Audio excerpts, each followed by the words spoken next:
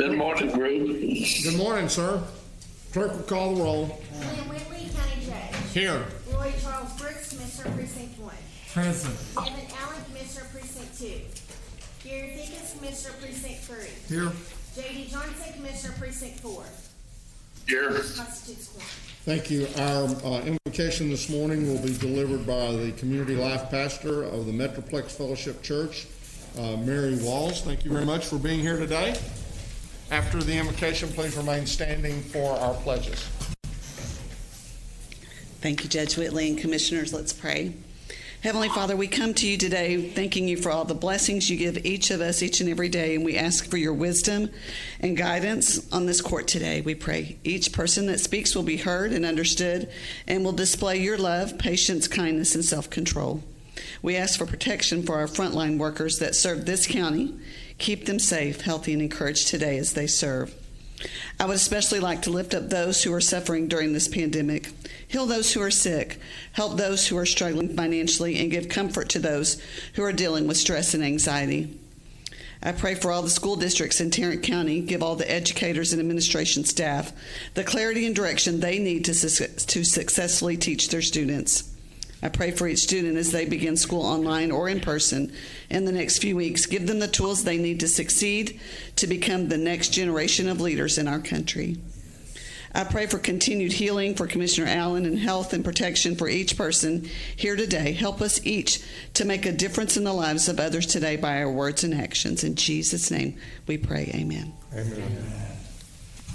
I pledge allegiance to the flag of the United States of America and to the republic for which it stands, one nation, under God, indivisible, with liberty and justice for all. Honor the Texas flag. I pledge allegiance to thee, Texas, one state, under God, one and indivisible. Thank you. Thank you, Pastor.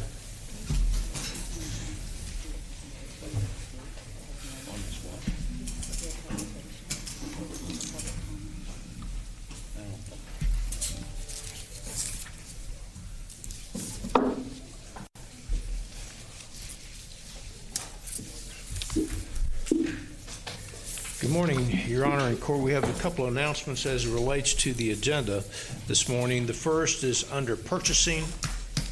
This will be item 8K1.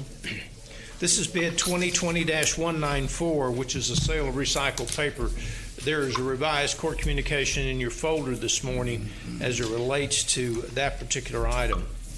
As we've done in the last several weeks, we're going to move one briefing item up, and that will be the public health briefing as we get started. We do have a couple of other items that you're going to find and some revisions on some court communications that you're going to find in your red folder also. The majority of those are in the county administrator section, and we will talk about those whenever we get to them on the agenda. We do have some audience participation forms, Your Honor. I would suggest that we follow the same protocol as we have in the past. We'll have Mr. Tenasia to make his presentation, and then we'll take those audience participation forms once we get into the county administrator's section. And if you would, Your Honor, as we get to that particular point, if you'll at least name three of them so we can get them in order so that I know there's going to be some of them that are in 504 and that we can get them into court at the appropriate time. Thank you, Your Honor. Thank you. Court members, you have before you the minutes of our regular meeting of August the 4th. Move approval. Second. We have a motion and a second. Any discussion? Please vote. Commissioner Johnson? Yes. Motion passes unanimously. Court, you have before you the consent agenda. Move approval. Second. We have a motion and a second. Any discussion? Please vote. Commissioner Johnson? Yes. Motion passes unanimously. Mr. Manius? Yes, sir. Which of these is the Pritzker deal? The Pritzker. Susan, where are you on the agenda? Under public health. Then we're going to move to public health, and we're going to do whatever number that. Oh, okay. We're going to do J2 at this point in time. Okay, sure. Because I got a granddaughter that would not want to be excited about, is not too excited about being here now, nor will they be excited about being here later. So whoever's going to do J2, come on down. So, who from public health is going to make that presentation? Vinny, Yes, sir. come on. Well, I had that item under us. I don't know that we have a presentation. Did you want me to? We'll just come on up here and ask for us to approve it. Usually that's what's happening. Yes, sir. All right. Well, good morning, Commissioner Court members, and thank you for having me up here early. So we have two items really for your consideration, and let me get to the second item first, if you don't mind. It is the request for approval of an agreement for grant funding between Tarrant County, doing business as Tarrant County Public Health, and the Pritzker's Children Initiative for Prenatal to 3 Community Innovation Efforts. And it's a grant funding of $550,000. There is a match required of $165,000. It's split up in 2 years. Year 2 and 3 will have a match of $82,500 each year. And we're requesting your approval. And I do want to acknowledge Laura Kender and Susan Garnett are here.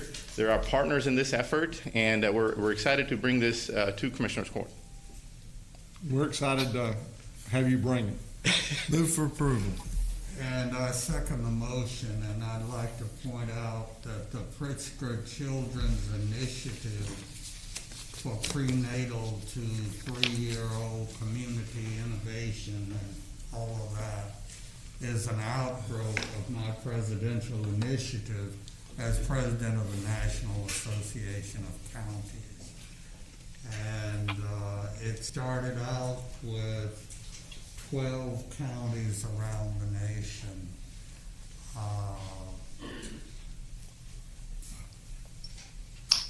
Doing proof of concept, basically, in local communities on these 0 to 3-year-old initiatives.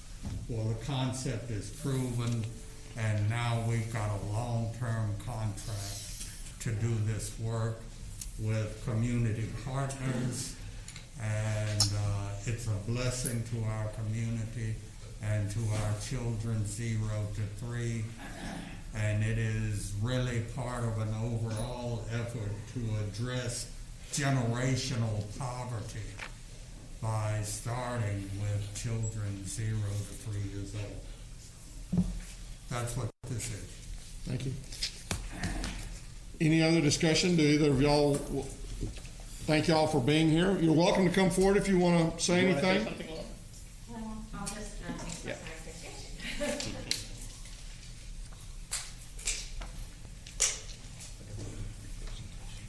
Well, thank you so much for the invitation, and thank you, Commissioner Brooks. You're exactly right. This started from your initiative, and we were able to have a 3-year grant, which was kind of a planning grant under Pritzker, and now they have awarded us another grant for actual implementation.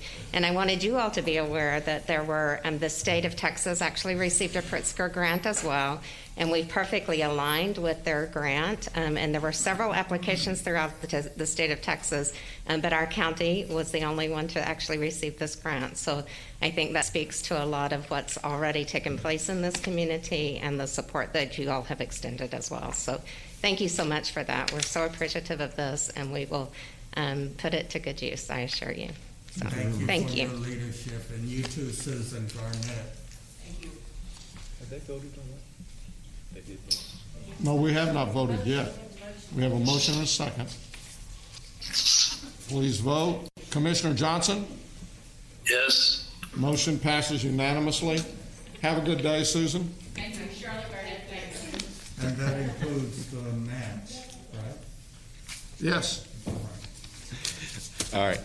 Going back to item 1 under public health, we're requesting approval of a grant contract to provide funding for COVID-19 outbreak activities from Texas Department of State Health Services. This is new funding. I believe the total amount is about $2.3 million. About $1 million of that is going towards epidemiology response activities, and about $1.2 million is going towards laboratory response network activities. And with that funding, I think we expect to hire a couple of staff within the lab, and we're requesting approval to accept those grant funds. Move approval, absolutely. Second. We have a motion and a second. So this is within our lab? Yes, sir. Okay. And this isn't in regards to like the UN, this has nothing to do with UNT? No, sir. No, sir. These are project positions within our laboratory for testing-related work. Yes, sir. Okay. Yes, sir. We have a motion and a second. Any further discussion? Please vote. Commissioner Johnson? Yes. Motion passes unanimously. Now we can go back to, wait a minute, don't go far. Oh, you're going to do your presentation. Oh. Now we're going to get back on track. Yes. Well, we had a little 5-year-old, soon to be 6, that was not excited about attending the circus. Yes. All right. Or this circus. We will quickly go through our briefing for emerging health issues this morning. So I'm going to start with, again, West Nile, because that seems to be the growing story right now. We continue to see high activity in mosquito pool positivity. And people ask, well, why are you so worried or excited about mosquito pools testing positive? Because this is our early warning system. Unfortunately, we don't have this luxury with a lot of diseases. We typically just have the disease in humans, see the surveillance efforts, and then try to take action. This gives us opportunity to act as a community, to do things at our house that can protect us from getting into an outbreak scenario. So what we're showing here is that the mosquito pools that are testing positive are at a record high. Across the county, we're at about 40% of mosquito pools that we're testing are positive. If you start deep diving into the data, Northeast Tarrant County still has the most, almost 58% are testing positive in Northeast Tarrant County. But southeast quadrant of the Tarrant County also is starting to show about 40% of mosquito pools testing positive. So the situation is growing. And what that tells me is that we as a community need to take a strong action against West Nile. And it starts at home, making sure, and I'm going to really flip it on its head, making sure that you go buy those hose-based mosquito sprays and spray your backyard. Do it on the grass, do it at the bottom of the fence. Make sure that you get all the shrubbery that's non-flowering or there's no fruit producing shrubbery there because that's where the bees are and we don't want to impact the bees. But everything else that's green, spray it. Even get under the tree canopies with those hose-based sprayers because what we need is a strong action from our community. Our city partners, our vendors, they're doing a good job spraying now 3 nights in a row. They've expanded the spray zone radius to about 1 mile from these positive mosquito pools that are coming back.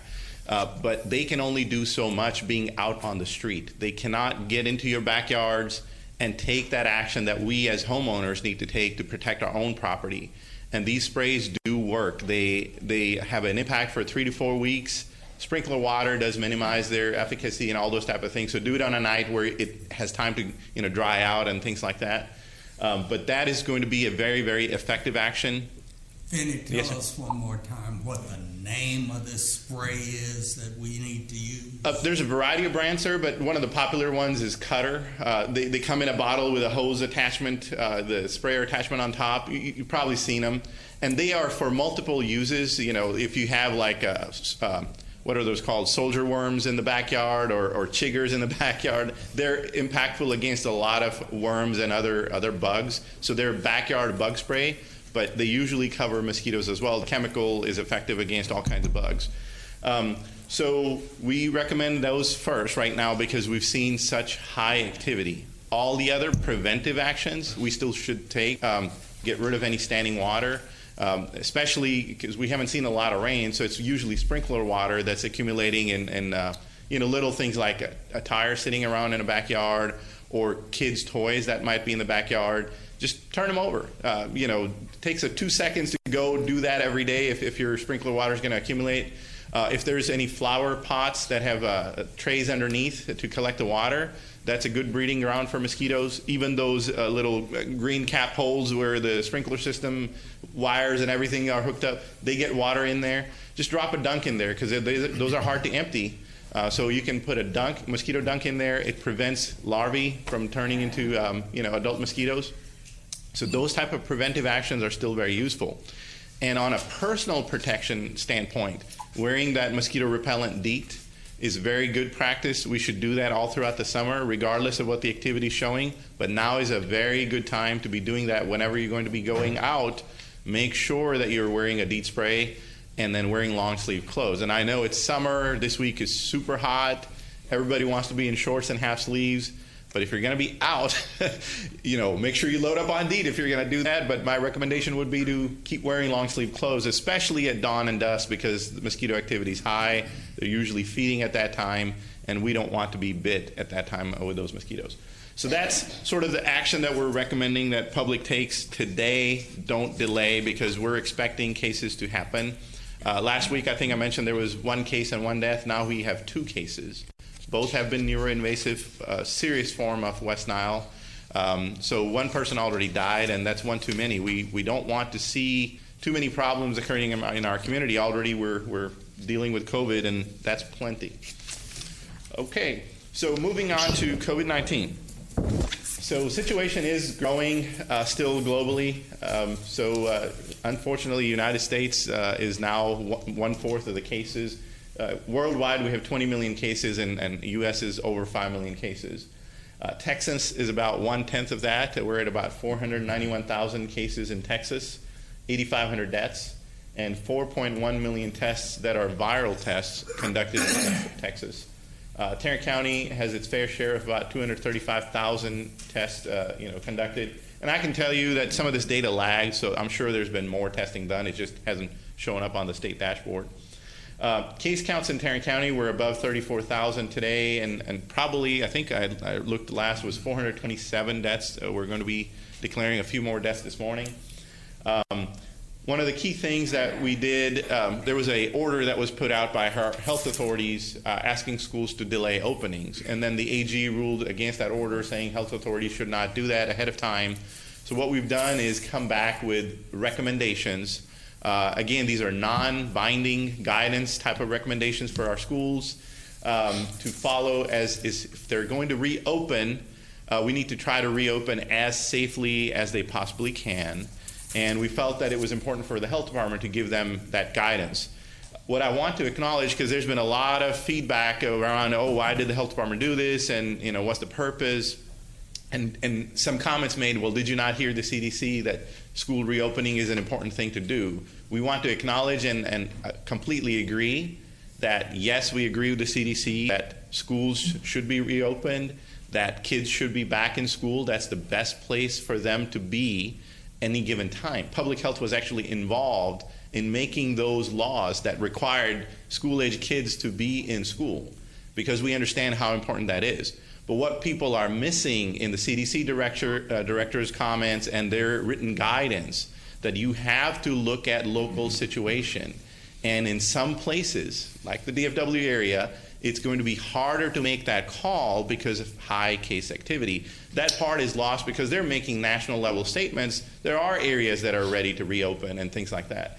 So, I just wanted to acknowledge that guidance that we understand, but we're also looking at the local situation. We're still in what the White House described as a red zone area.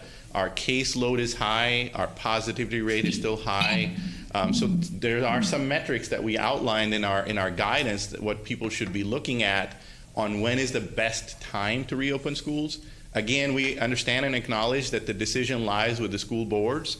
So we completely agree with that, not a problem. We just wanted to give them some guidance on when to make that decision, and if they go ahead and make that decision now to reopen schools, how to do it in as safe a way as possible. That's sort of the background of our guidance. Did you have a question, sir?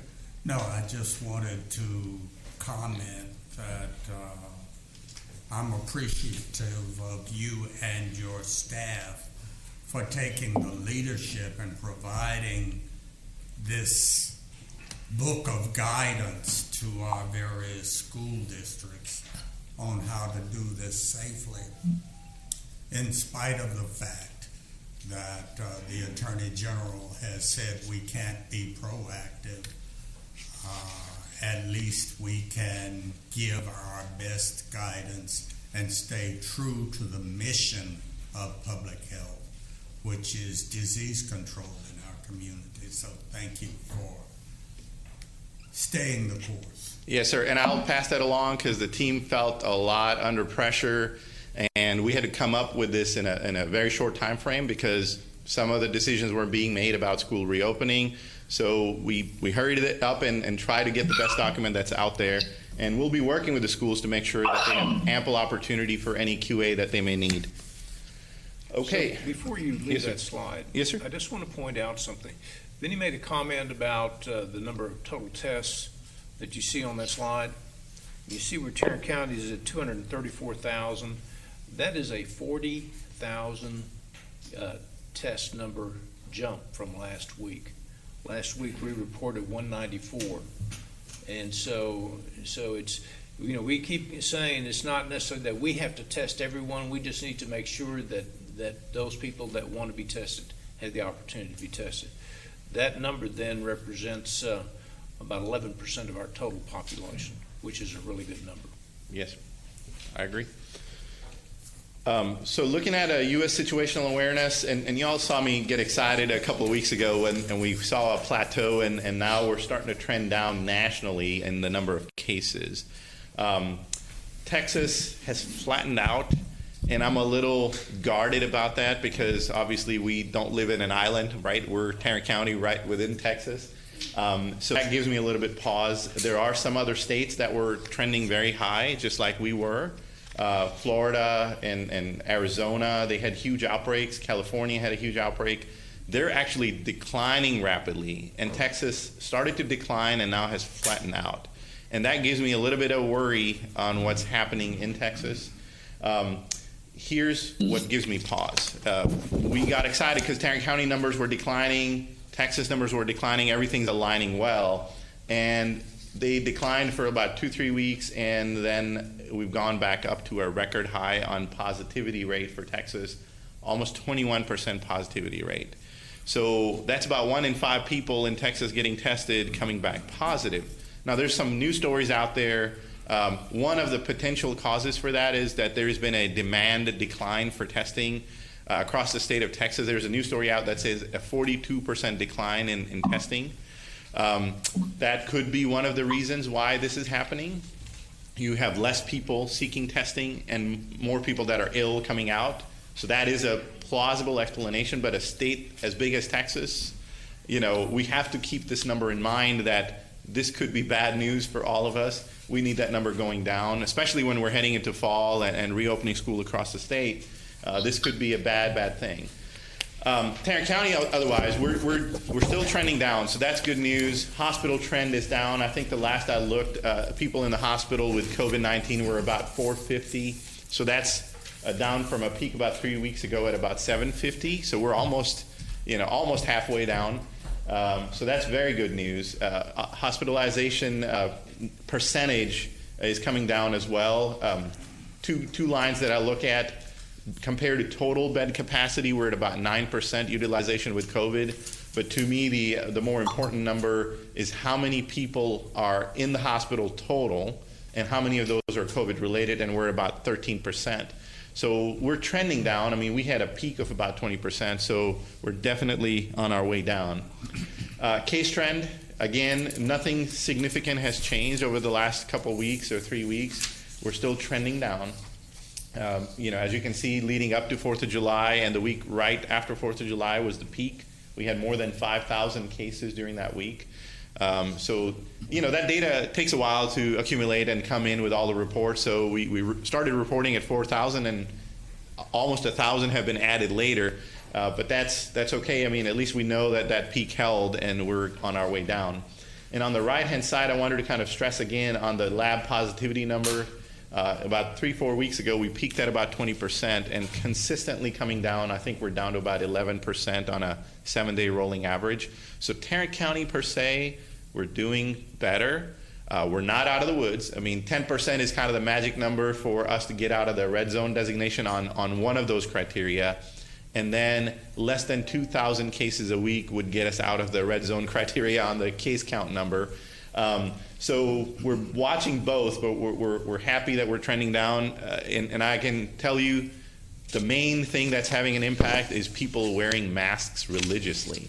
We're seeing that flipped. I mean, I can tell you before the mask orders were put out, hardly anybody was out there wearing a mask, especially if you go to a store. I would be the only person wearing a mask and other people would not be. And now it's totally flipped. I mean, you find maybe one person not wearing a mask and almost everybody is wearing masks. So that's great news, and I think we're reaping the benefits of that. COVID-like illness trend is also coming down, and we haven't seen any turns there, so that seems to be still good news. The point I'm trying to make with all of this is that we're doing good things in Tarrant County, and as a community, we need to continue to do those things. Still maintain a 6-foot distance. Stay as much as possible at your home, and don't make any unnecessary trips out into crowded spaces, especially large gatherings. I think the governor was out a couple days ago in Dallas at UT Southwestern, and one of his comments really resonated because we're seeing that in our data. He said one of the most common themes emerging with any outbreaks in COVID is family gatherings or any large gatherings. And that is so true. We're seeing those examples day in and day out. People get together, they're in a comfort zone with family and friends, they think everything's okay. Next thing you know, you've got an outbreak. So we want to make sure that people avoid gatherings as much as they can. Only important things, stay 6 feet away and wear a mask when you're out. That's all I have, and I'll be happy to answer any questions. Any questions? Thank you, Denny. Thank you. So, GK, did you want to go ahead and do this? You want me to go ahead and maybe do the public comments now? Let's do the comments now, if that's okay with you, Your Honor. If you can give me 3 at a time. 3 at a time. Andy Gonzalez, Donnie, looks like Nevis, and one other one here, I think. Doug Hines.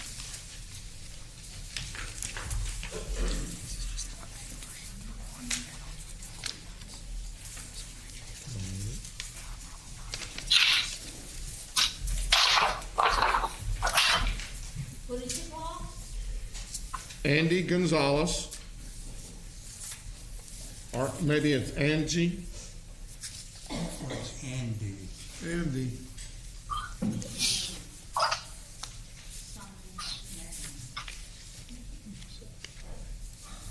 Who was the third one? Doug Hines, and then Sharon Perry.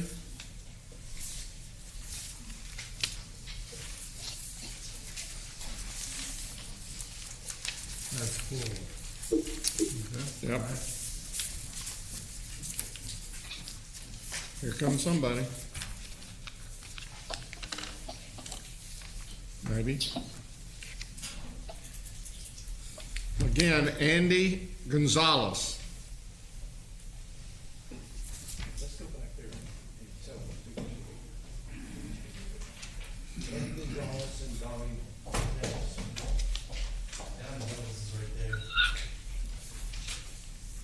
Nevis. Donnie, come on up.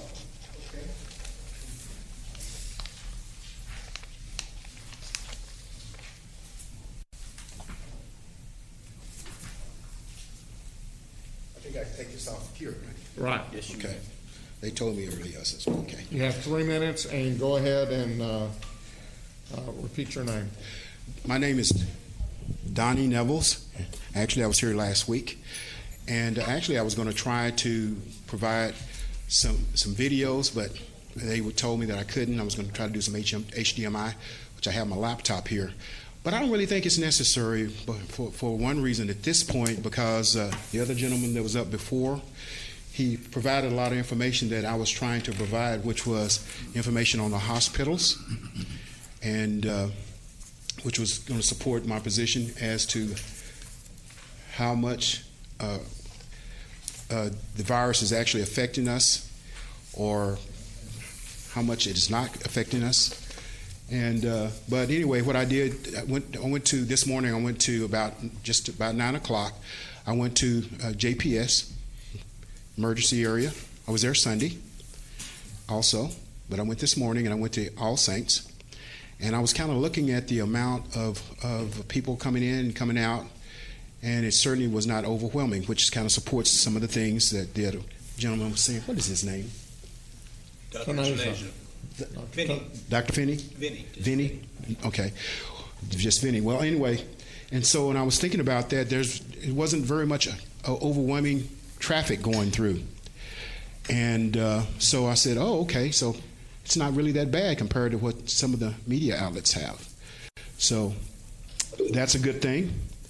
And then I'm hearing that, and I was going to ask a question about to Vinny about, I know the Board of Education is one of the ones to decide whether or not and when the school opens up for the kids and whether they open up and the guidelines surrounding it. My concern is the data that they're receiving either from the CDC or whatever agencies that they receive it from, if it's accurate data, something that's well vetted. So far as positive cases and things like that, we've been told, and I don't know, this maybe that Kool-Aid theory, is, what cases are really actual China virus related, which ones are not, and those kind of things, and how well that's being controlled and who's controlling it, those kind of things. Those are some of the questions that run through my mind. 2 minutes. Okay. Not to be a conspiracy theorist, but, in this climate, particularly a presidential election and so many other elections, that you have to wonder. You have to wonder. And like I've said last week, all politics aside, children are hurting, people are hurting. I couldn't even see a good friend. It wasn't China virus related, but when you get stopped at the door and you want to go see a friend, a relative, a family member, or whatever, and then you find out that really the disease itself is not as significant as we're told in many cases, then you just kind of wonder. So I'm just hoping, so what does this all mean? I'm just hoping we'll look at all of those things and we'll make decisions based on well-vetted information, and that we'll put all politics aside because lives involved. And I mentioned my grandkids last time. Time.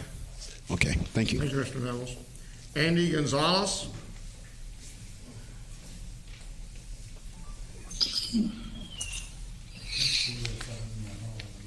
Yeah, it's her time.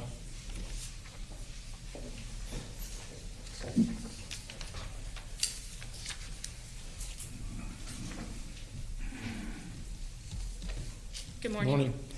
My name is Andy Gonzalez, and I had a speech prepared today, but I feel that I'm going to take this a different direction. Since COVID has started, we know that there have been many challenges, but I think one of the most under-factored issues, or some of the most under-factored issues in this whole situation, is the fact that suicides are up, drug use and addiction is up, alcohol abuse is up, and child sex trafficking is up. I would like to see this administration put some guidance in action, like some serious steps in action to start dealing with these things. We have, like we've talked about before, 99.8% survival rate on this virus. But families and domestic abuse and, like I said, all of the things that are not being looked at right now. Elective surgeries are just, swept away. It's really concerning to me that we are not looking at the bigger picture. We consistently hear the data being changed. Nothing has been consistent since day one. Why are we just jogging along with every single mandate, every single executive order, just because of top-down policy? We have to stand up. We have a serious threat on our hands, and it looks like communism. And I'm not joking. People will laugh at this maybe, but what happened in 2 minutes. Okay. What happened in Nazi Germany? How did he get control? How did people obey? Have we learned nothing from history? We have Adolf Eichmann. He was one of the generals, I guess. I don't know his exact title, but he executed so many people. And when he was put on trial, they said, "How did you do this?" He said, "I was just following orders." Is that going to be you one day? Killing 6 million of us under the guise of health and safety codes? And the Nuremberg trials have completely left our minds? That was doctors. That was doctors. I love doctors. Doctors who do no harm. We are sitting here listening to cures from doctors on front lines being shut down. And again, if they can shut this down on the internet, why are they not shutting down the sites of child sex trafficking? Why are they not shutting those things down? We have the power, and we have to act now. Thank you, Ms. Gonzalez. Please consider executive orders to look into these very lost things that we're talking about. Thank you, Ms. Gonzalez. Thank you. Doug Hines.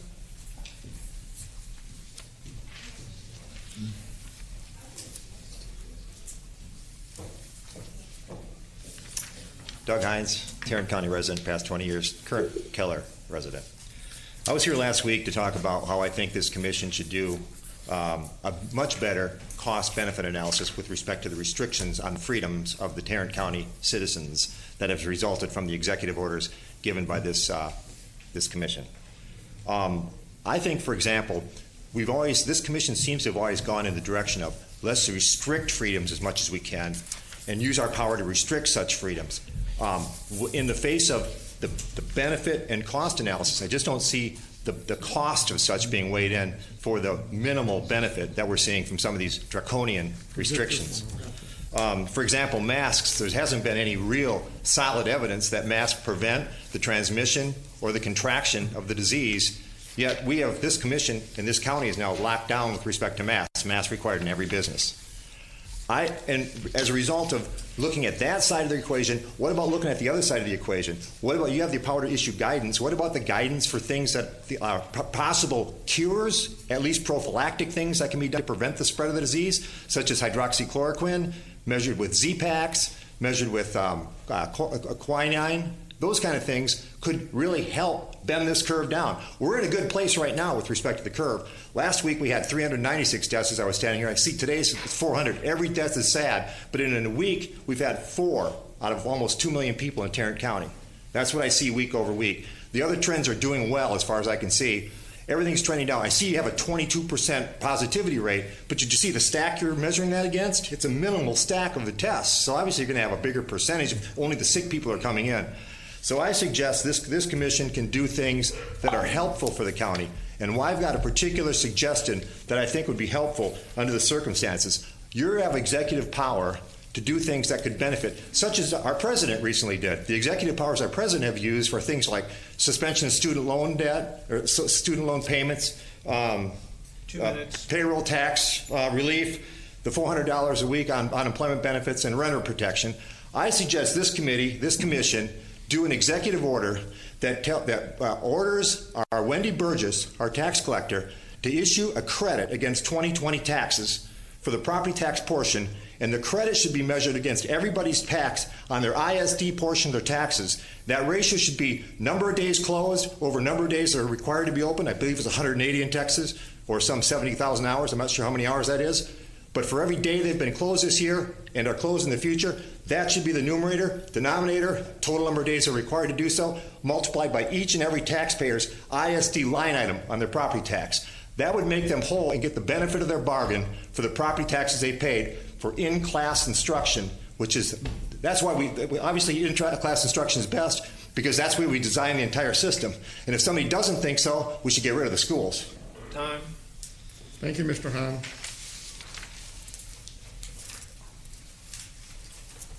Next is Sherrod Perry. Followed by M.G. Tosca.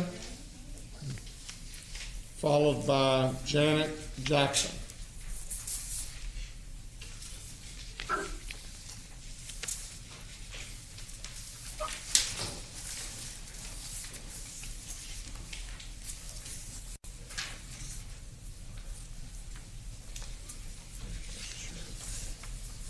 Good morning, sir. Good morning to you. All right, so this will be my third time here in the past this past month, and so far I've spoken about some of the statistics that I've come across, such as the survival rate, and today I just want to cut right to I think the heart of my case today is the approach. I mean, others are speaking on it, and the approach of the mask and staying at home and staying apart from each other 6 feet and all of these measures, okay, that we're taking. And the more that I look into this and look at a lot of, again, I'm not a doctor, I'm not a scientist, fair enough, but I've listened to hours and hours of videos. I mean, it all makes sense to me now. The way out of this is herd immunity. I don't understand why that solution has not been discussed enough among public officials. Herd immunity, meaning that we actually let this thing spread. Like, it seems to be like we're so scared, we're cowering and trying to hide from this thing. And as soon as you lock down, okay, fine, the numbers go down. But as soon as you release the lockdown, the numbers go up again. Because why? Because people are now out and about and it's spreading. So we're so afraid of something that has a well over 99% survival rate. And when I say that, the survival rate for people under a certain age, and if they have no underlying conditions, I mean, it's like 99.999%, something like that. I mean, in fact, your own data is showing me who's the most vulnerable. You can look at your charts. I mean, this chart I'll show you here is showing you all those blue bars that we're looking at. Those are all the people who had at least one underlying condition. Okay, so all of these are the, again, COVID deaths charts. Underlying conditions, blue. Almost nothing but blue. So those without underlying conditions tend to be, are obviously a lot less affected. And another chart from your site is this one here. And again, I'll just point to that last red one. That red chart, that red bar, I mean, are 2 minutes. Okay, are folks over 65, and again, the red bar are the deaths. So again, it's the older and it's those with underlying conditions. We know who's vulnerable. So we're doing this one-size-fits-all approach. We're making everyone wear a mask as though they're sick. I'm not sick. I know I'm not sick. So I reject wearing a mask, and we're shutting down businesses, and they've spoken on this. I don't need to belabor the point. The shutting down, there are costs to shutting down. Okay, there are detriments, businesses, financial, psychological costs, emotional costs. I mean, there's all kinds of costs to shutting down that are just I feel like they're being downplayed. But again, herd immunity is what we're talking about. People need to get this thing. We need to let the natural immune system take hold, because most of our immune systems can handle this thing. And those who are more vulnerable, we can protect them, have them distance. We can have them take hydroxychloroquine and zinc, vitamin D, vitamin C, all these natural remedies. So, thank you, Mr. Perry. All right, thank you. Amaji Tosca.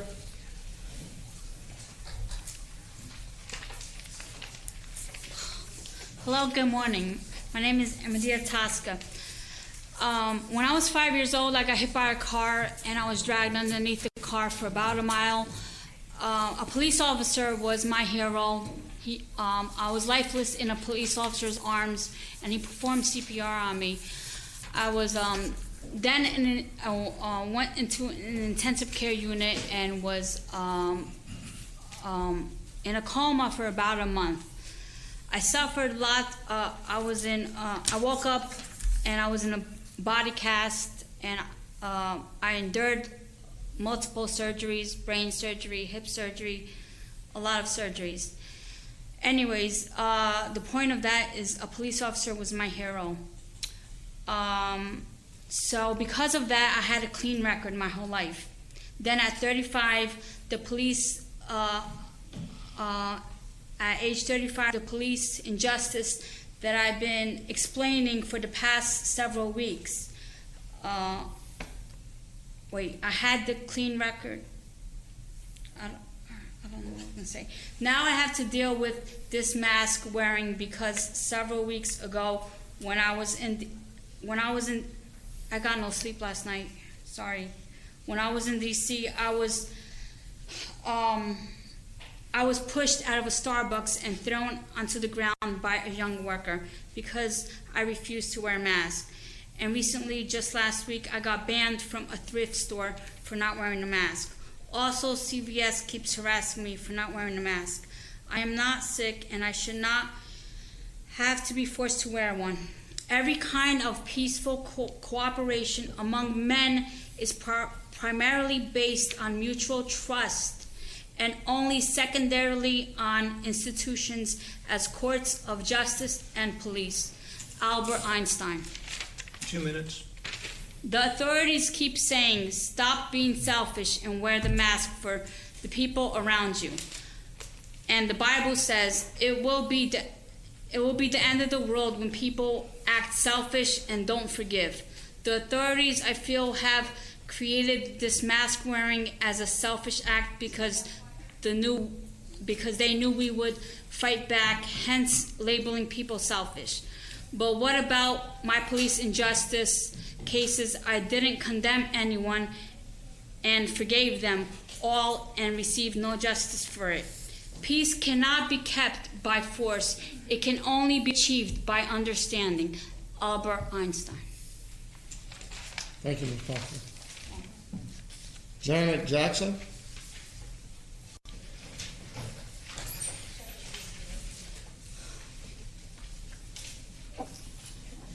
Hello, I'm Janet Jackson, and today I noticed the one female that came up and prayed. Just 1 second. I'm disturbed. You need to go ahead and put your mask back on. Go ahead, Ms. Jackson. It disturbs me that her prayer wanted us to all unite in the name of Jesus Christ our Lord, who died on the cross for each one of our sins. And then to watch each of you take away the freedoms that our God gave us, that our Constitution said our Creator endowed us with these inalienable rights: the right to liberty, the pursuit of happiness, and freedom. But you don't stand up for those freedoms. Every week, you oppress this entire county. Every week, by oppressing this county and denying your culpability, you deny Christ. As believers, we are to hold each other accountable. I can't judge your heart. That's not my position. That's God's. And you will have to give an account. But we are, as brothers and sisters in Christ, to hold each other accountable for our misdeeds and our behavior. Each week, we have multiple people here pleading on the behalf of the people that don't know this virus is a farce from the pit of hell. Each week, people die because of heart attacks, other comorbidities, suicide, jobs that they don't have, the child abuse that has gone through the roof, the suicide that has gone through the roof. All of these deaths are on y'all's shoulders because you are the elected civil servant. And just like a pastor who is supposed to be shepherding a flock has to give an account, your account will be more. Your account and responsibility will be greater than anybody else's in here.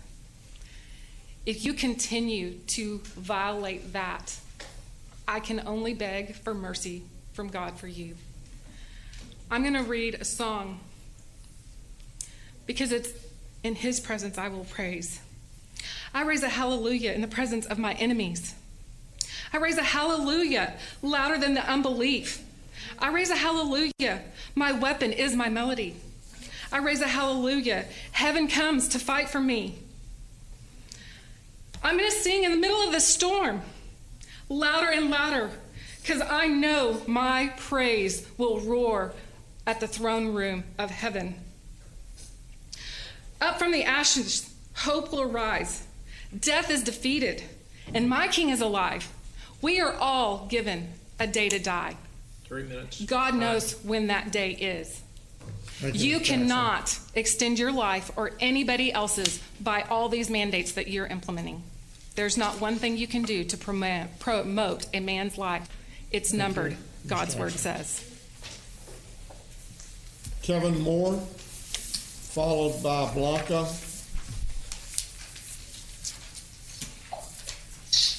followed by Susan Highland,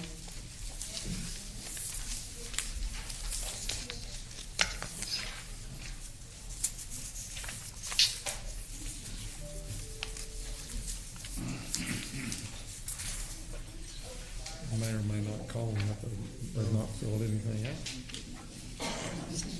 I'll probably call them, but I'm not calling them at all.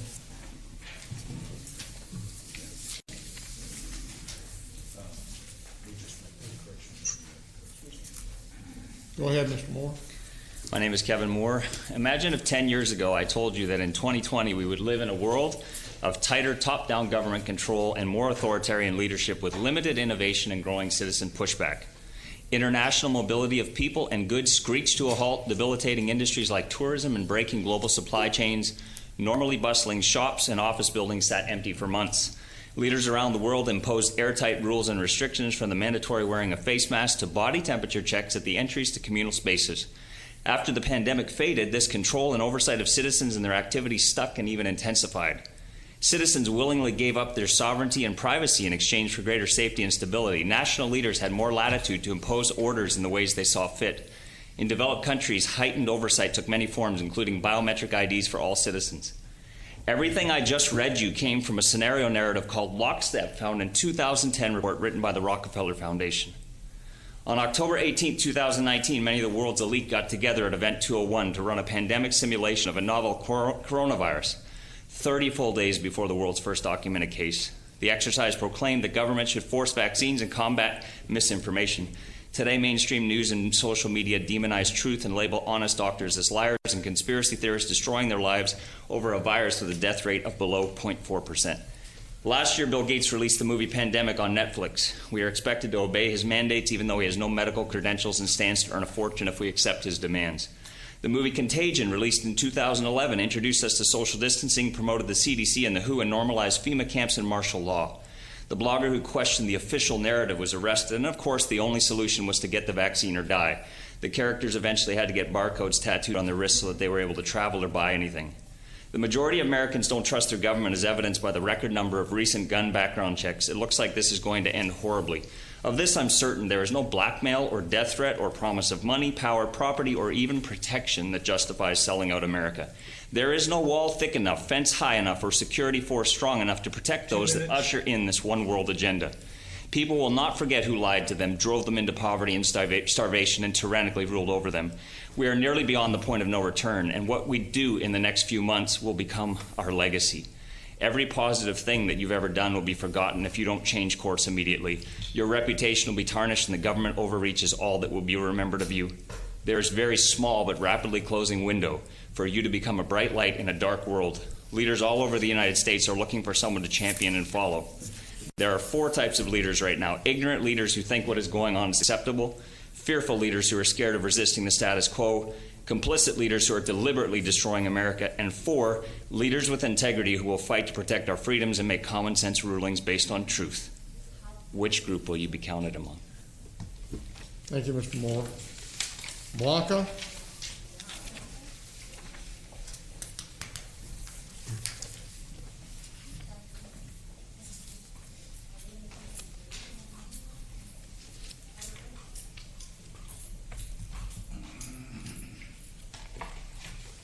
Oh, I lost my page. Hello. Thank you for having us. Thank you to listen to our concerns. And one of my recommendations, if you would listen, is to maybe have some community meetings where we just don't vent, but that we can sit around and actually produce or show the evidence that we have pertaining to the COVID, pertaining to the the situation that we're facing, not only in Tarrant County, but throughout the nation and throughout the world. So I do appreciate the fact that you're allowing us to do this, but I would plead the court that it would allow us to perhaps organize or have some community roundtable meetings where some of us can come before you and actually get questions coming back to us that we can interact and there can be a dialogue, and maybe perhaps we can advertise and allow all of concerned citizens in Tarrant County to have the opportunity to come, not just in a courtroom, but maybe in a school or in one of the local churches. One of my great concerns, and I have something here, I'm sorry, but I lost it. It was a post, and it was an anonymous post, but I'm going to leave it alone because I lost it, and maybe that's the purpose of God. My great concern is...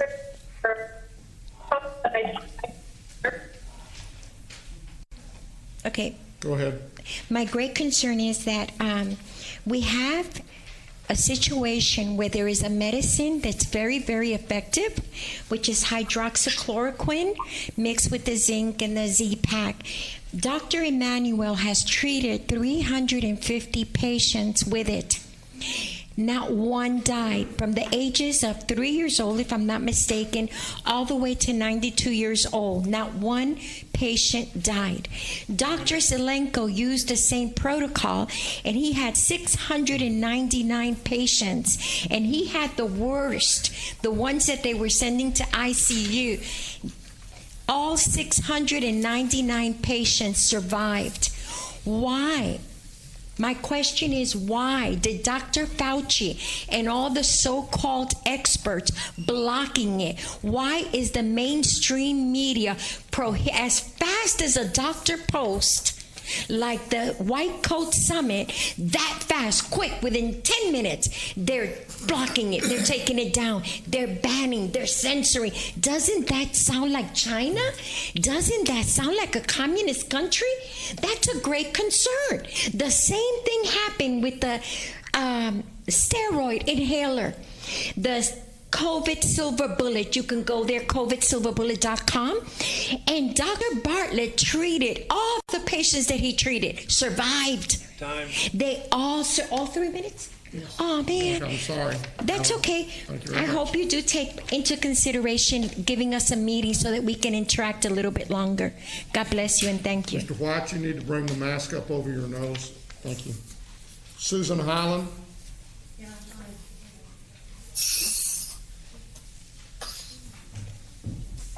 All right, my thing is about bugs in Texas.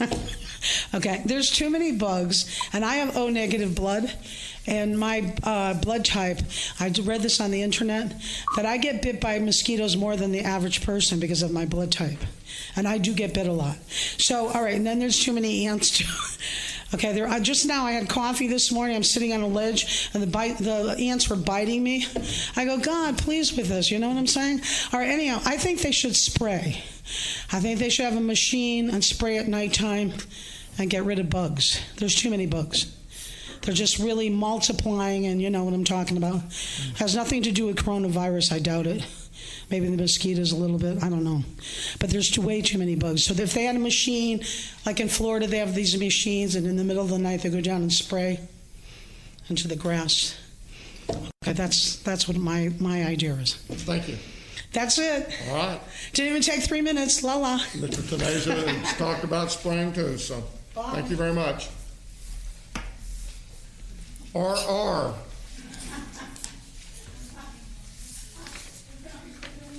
next week you're going to have to fill out a little bit more information if you're going to speak.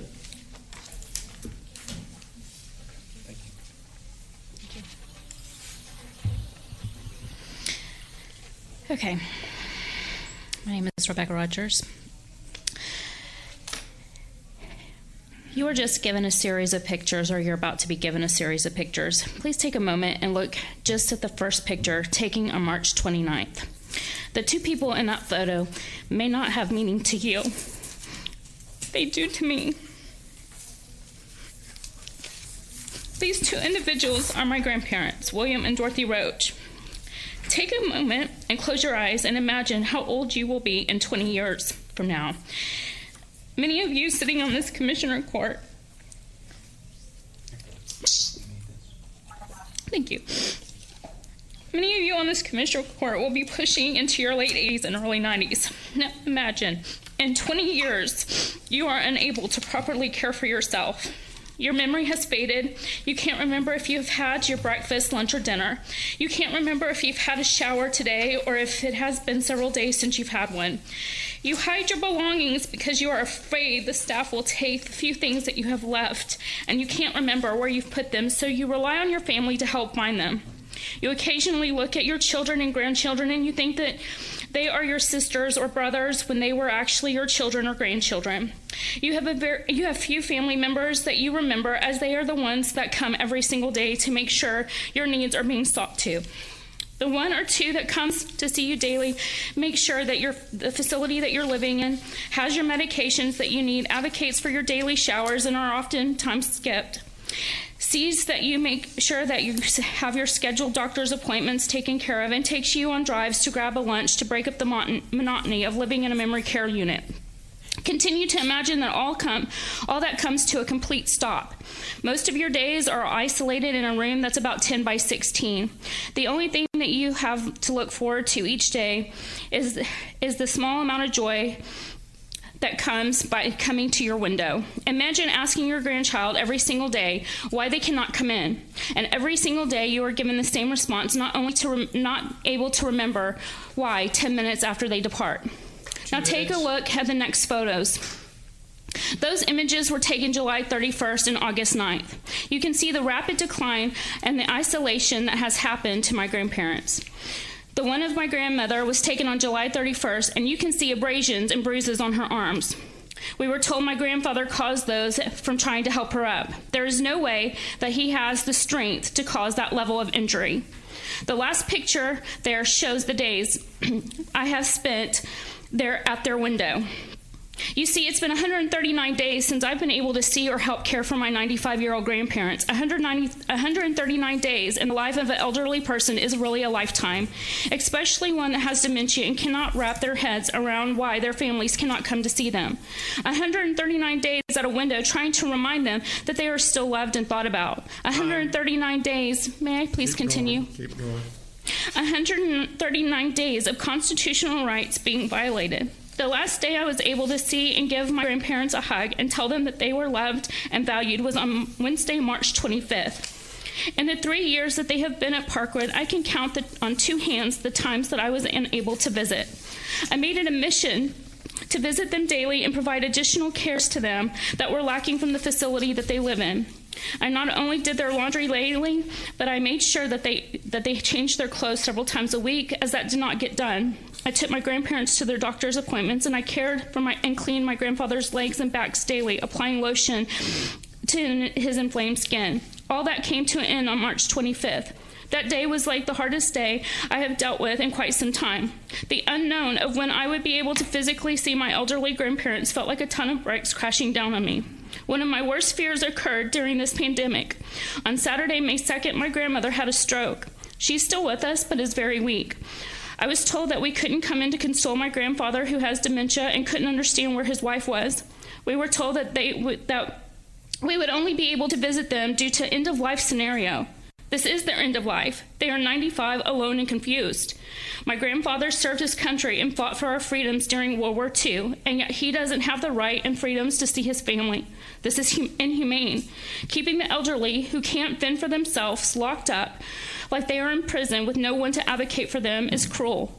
The reality is that most of the facilities that have had cases of COVID-19 were spread not by the patients family, but by the care workers coming in to care for them. So keeping them locked up didn't keep them from getting it. While my grandmother was in the hospital, they allowed me to be on an approved list to come and see her, but I couldn't even get into the approved list to their assisted living facility. No one can. It is asinine that the very people that love and care for them cannot come to see or help them. We are their advocates. The unconstitutional mandates that the state and the county are implementing has to stop. Thank you for your time and your courtesy in listening to me today. Becca, we're sorry for the situation. I will say that the nursing home, that is a state mandate, not a county mandate. Thank you. Thank you. David White.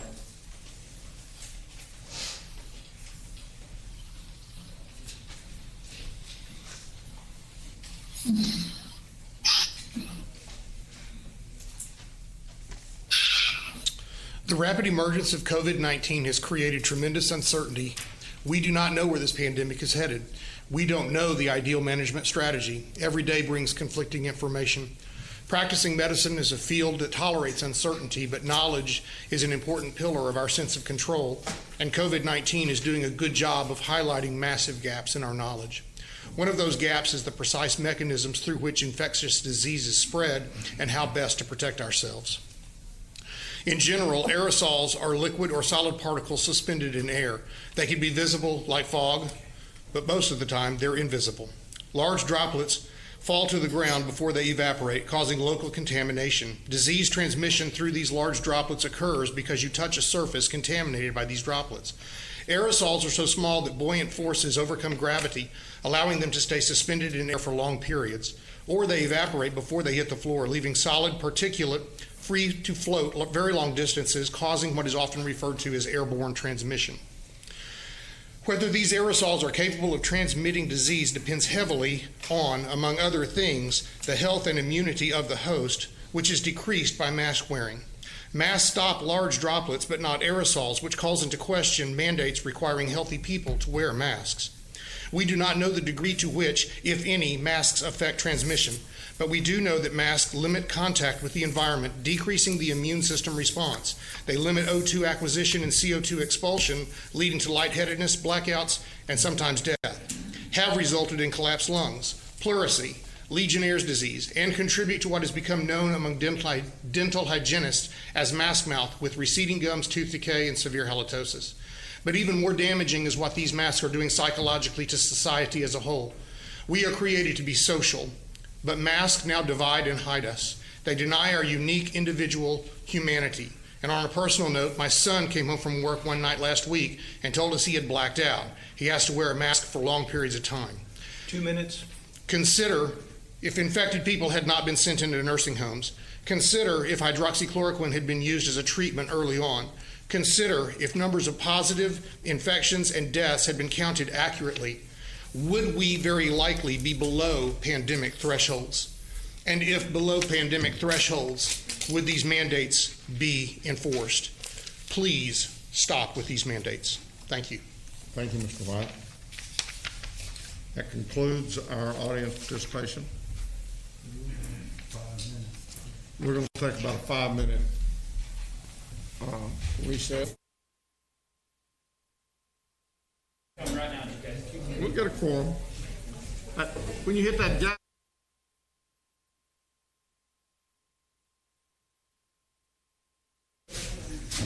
and now there were 4.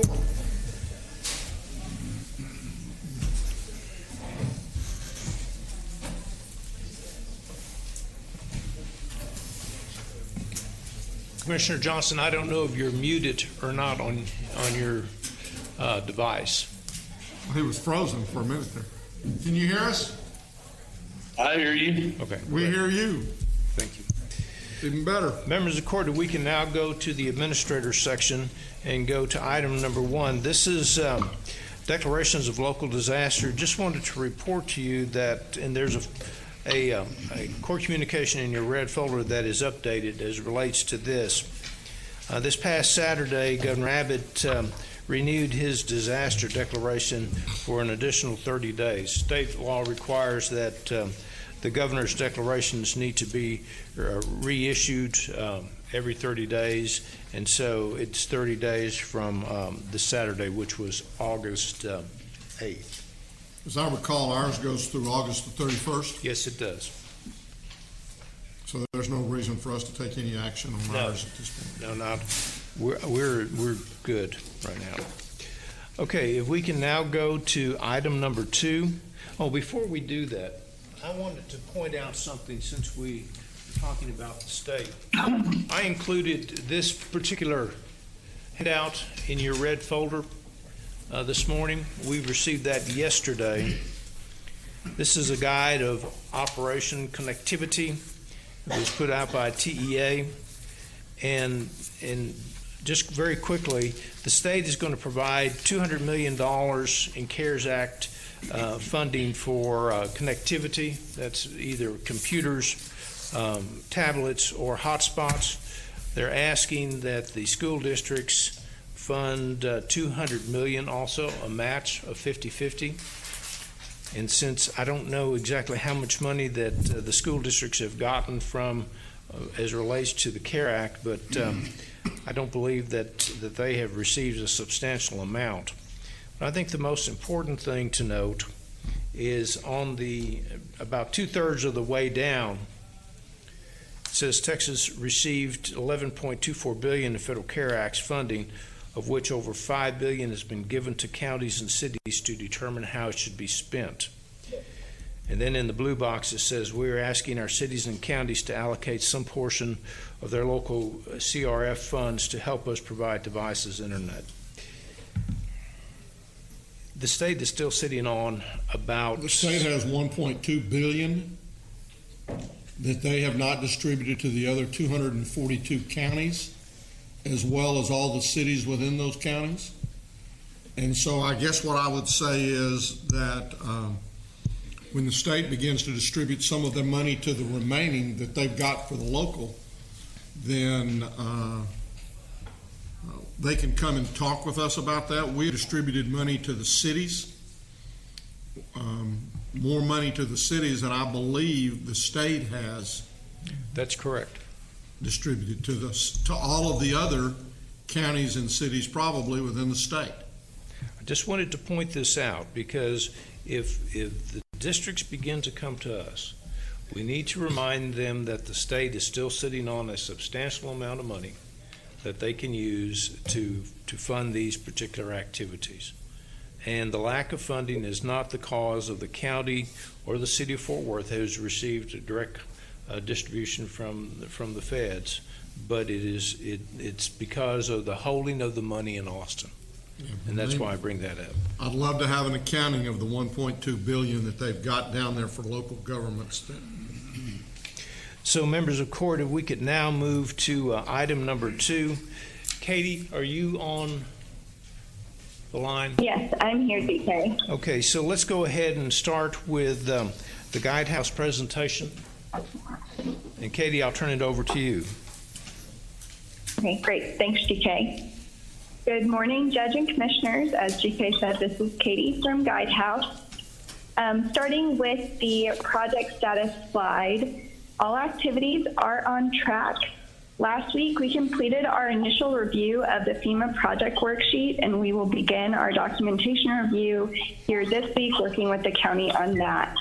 We continue to work with the county to develop additional guidance for the ILA municipalities around payroll and CRF reporting requirements. And additionally, we are supporting the NGO application expense eligibility review. So today we're going to be focusing on the update on the 4 pillars, and then we'll get to the county spend update, which will cover the last 2 weeks of expenditures in that number. Are there any questions for us on this slide? Katie, let me ask one question. I don't know if this is the time, if it's on this particular slide, but the president, through his executive order, increased or continued, I guess, he didn't increase, but he suggested that they continue $400 of the $600 unemployment per week, and asked that 25% of that be supplied by the state. And I think that money is supposed to come out of FEMA. Is there any chance that the FEMA budget could run low and therefore necessitate us trying to do everything we can to get any of our FEMA reimbursement requests in as soon as possible? That is a good question, and I am not 100% sure. I would be very surprised if that would cause the FEMA budget to run low when it comes to reimbursing expenditures. Unfortunately, Rob was not able to make our call this morning, but I will follow up with him immediately after we wrap up here, and I will look into that and get back with you. Thank you.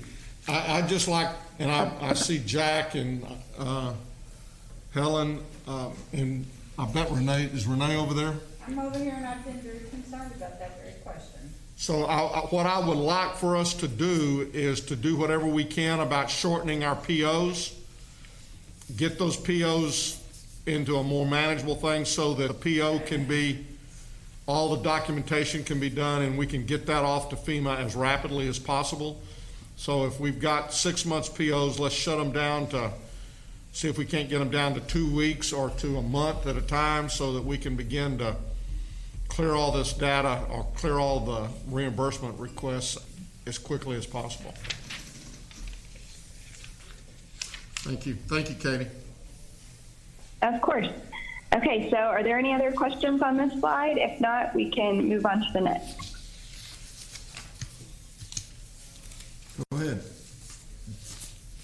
Okay, so we're going to move on to the 4 pillars update slide.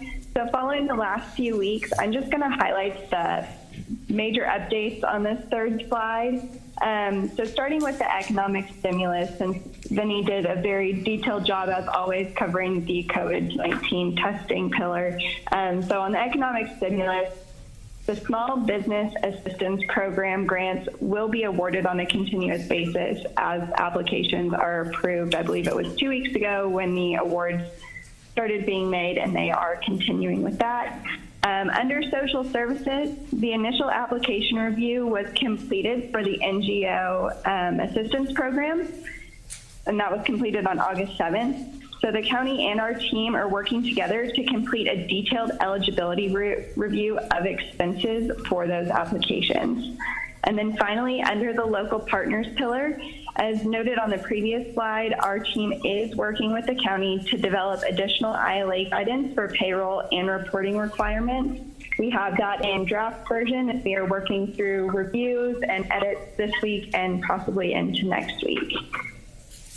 Are there any questions for us or the administrator's office on the program update? I guess once they are finished with their presentation, we're going to give you an update on each of these areas also. Okay. Is that going to tell us when, if we've gotten any of our permanent sites up yet? Yes, we'll talk about that. And who's operating? Yes. Or potentially operating?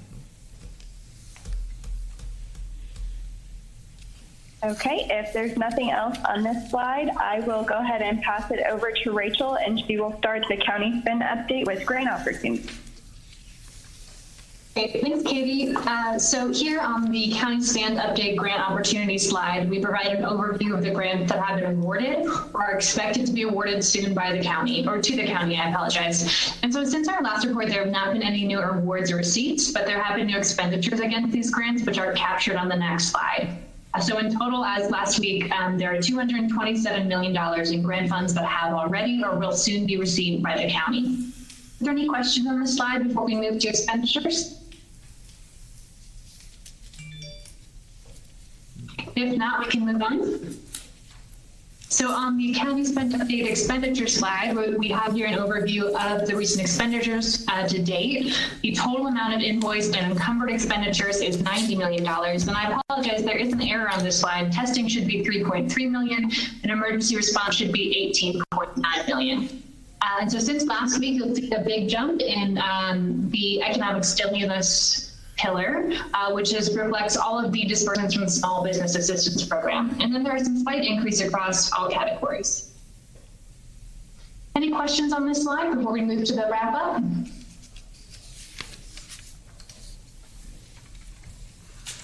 Okay, if there's nothing here, we can move to the next one and Katie will wrap up. Thank you, Rachel. So wrapping up our discussion, we're going to take a look at the allocation of the county's expenditures to the eligible funding sources like we do every week. So starting with FEMA PA, we've identified $17.3 million of eligible expenses as of last week's expenditures. So this number next week or the next week, once we get the FEMA PW submitted, this number is going to be split out in the future, and you're going to see the piece that was submitted on the FEMA PW, which I believe right now is about $6 million. And then you'll see the remaining $10 or $11 million, and the other piece still noted as eligible expenses. So just giving you a heads up that that will be changing a little bit in the future, so you'll see what was submitted to FEMA. Moving over to CRF, the county has expended $65.5 million of the funds, primarily related to the ILA and some of the other programs that we've discussed on the previous slide. We've identified an additional $4.5 million of expenses that are not currently eligible under FEMA or any of the multiple grants that you would be able to use CRF for. That's leaving $111.9 million of earmarked funds for the 4 pillars and $27.8 million remaining that's not currently earmarked for another purpose. Moving on down to the multiple grants, the county auditor's office has been tracking the expenses and the grant amounts for this. As of right now, there are $2.7 million of expenses related to the multiple grants that we discussed on the previous slide, and then that leaves $14.5 million remaining of available funds for those grants. And then if you look over to the right, that is just the sum. You see the total expended amount is $90 million. The earmarked is $126.5 million, and then the remaining piece, which I've mentioned last week, does include an estimate for what we think the FEMA reimbursements could look like in the future. So the remaining piece in total is 35.5, but that will fluctuate up or down based on what is submitted to FEMA PA. Any questions on this slide? How much is in the T8000 account right now? The T8000 account has, let's see, we know there's about 19.3. It's primarily the emergency response line on the previous slide that Ergo was talking through. So it's about 19.3 in that T8000 account right now. Is the 19.3 included in any of these numbers on this page?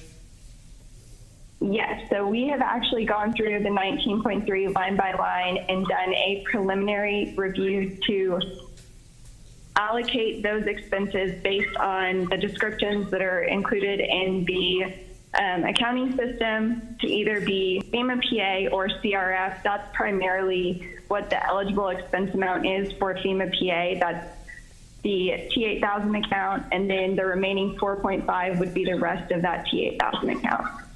And at what point in time are we going to transfer it from T8000 to a separate or to an individual account? That is a good question. I will defer to Helen and Kay and Renee for that. Sure.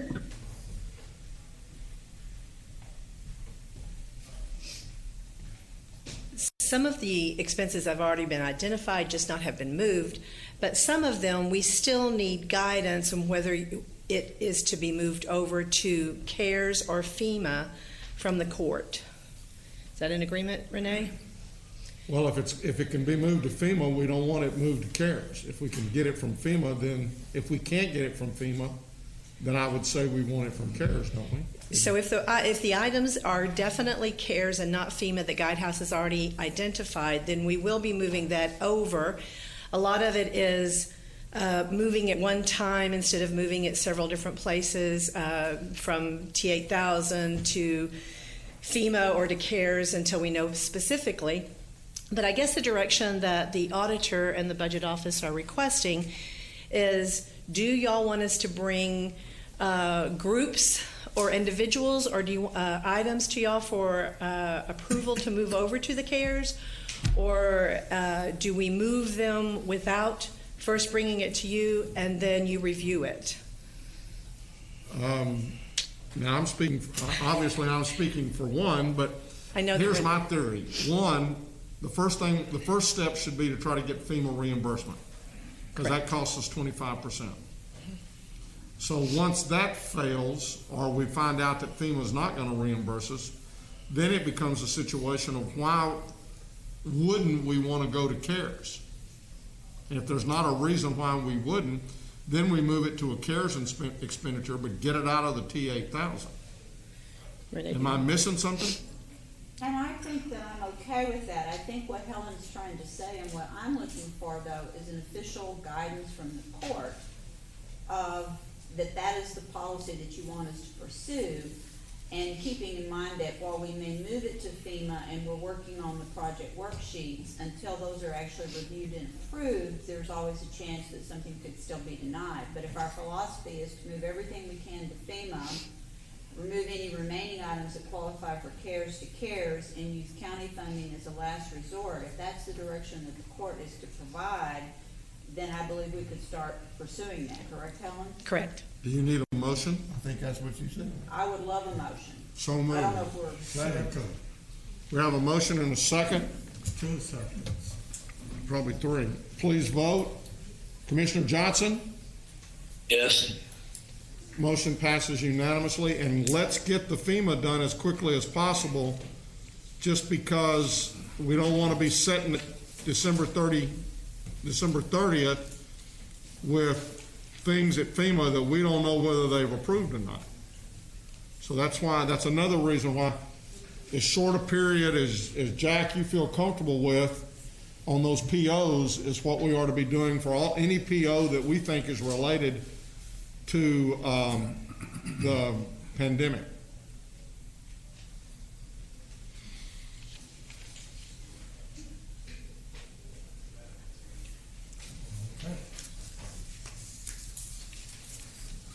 Moving right along. That's the last, I guess, of your presentation, Katie or Rachel? Yes, that is it for us. Thank you, Judge and Commissioners. We will talk to you guys later this week in our touch points, and then next week we'll speak again in court. Don't go far. Okay, so let's talk a little bit about testing. And I believe that we should be receiving, either have or received the tents and the supporting equipment that you all authorized last week, and we're waiting to receive those and get those set up because that's going to be at one of our permanent sites.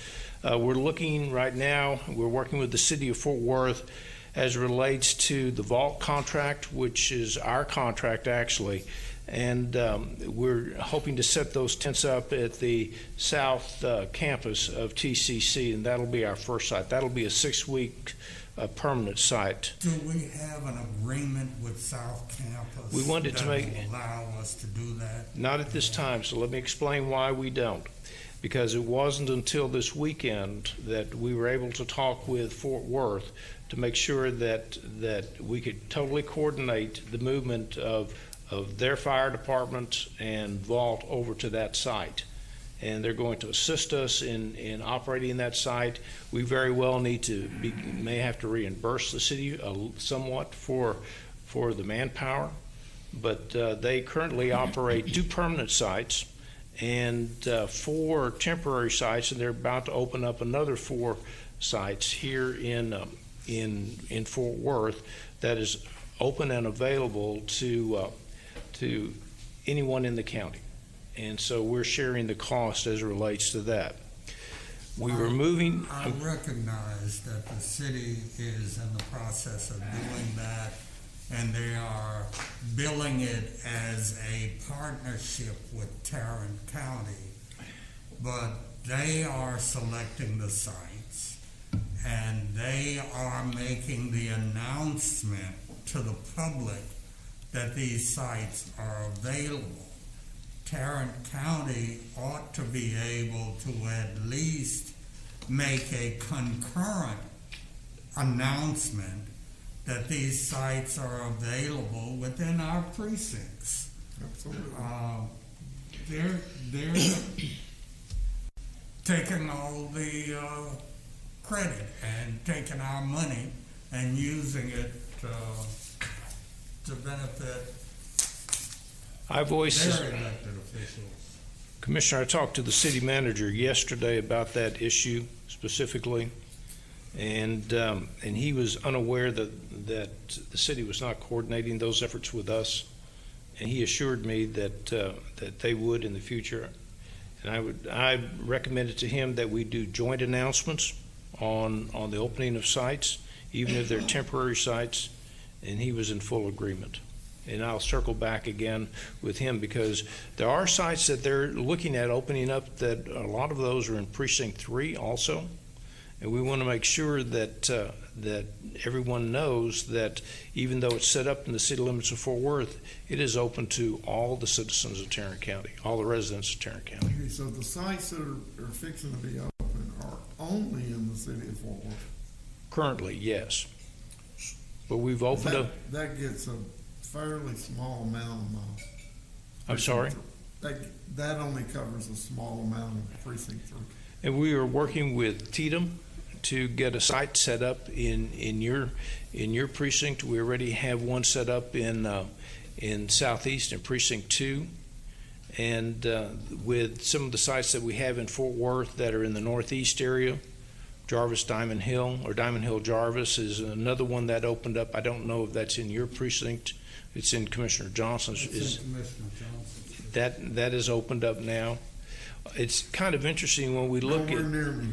Okay. Well, I mean, I guess what I'm trying to. It sounds like Southeast. Your permanent spot is going to be TCC South for at least 6 weeks. If they agree.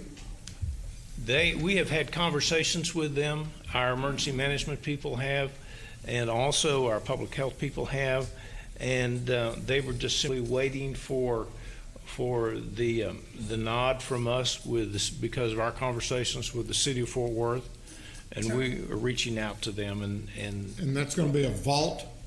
That will be vault, yes. Describe to me what testing is going on at Resource Connection that precludes us from using Resource Connection as the site for this permanent testing. I believe the one thing that we were looking at, and I'll have to defer to our emergency management people, but it was a much larger site that we had out at TCC. To set up, it takes some area to cover with the tents and that operation. Also, the waiting in line and the parking. Not so much parking, but it's the. Well, and it's an easy on, easy off also, and I know that Resource Connection has somewhat of an easy on, easy off. It appeared that with the analysis that our emergency management people made, they really liked the TCC site, and we've had no pushback at all from TCC as far as opening that site. We're simply at that point now where we're getting all of our ducks in order so we can move forward. When do you think that one will open? You know, I would think within 2 weeks. 2 weeks from today? Well, I would hope so, yes. We were waiting for the tents.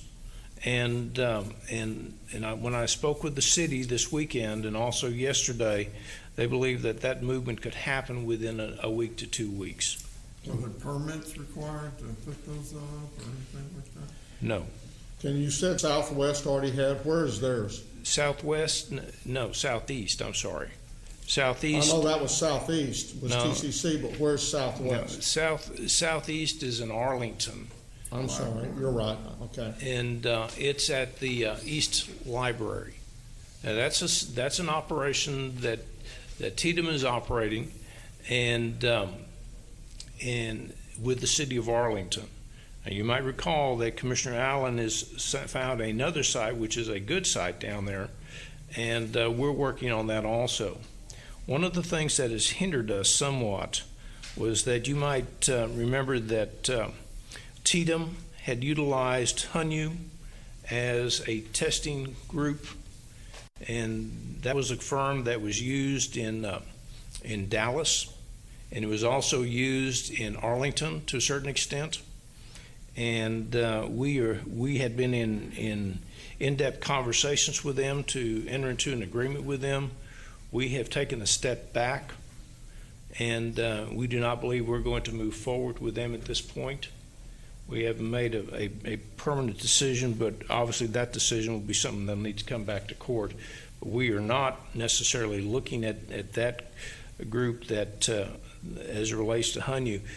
That set us back somewhat because HUNU was a full package. It was not only the lab work, but it was also operating the sites.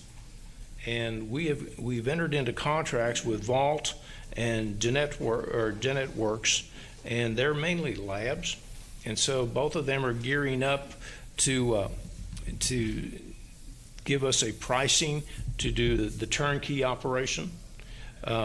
vault. We believe that our relationship with the city of Fort Worth is going to help us on the manpower issue. And so we've also talked, we had a long conversation yesterday with the group Let's Get Tested. And that's a firm that is from Ireland, but also has a huge lab, one of the largest labs in the United States. And they are pricing the turnkey operation for that also. And so we're in the process of getting all these set up. So we're working on these. We're trying to move as quickly as possible as it relates to the testing. This is something I simply want you to keep in mind. Remember when Mr. Tanasia was making his presentation and we talked about the number of people that were actually being tested in Tarrant County, and it's 230 some odd, or 240 some odd thousand now, that there are a number of other test sites that are currently operational and people are getting tested.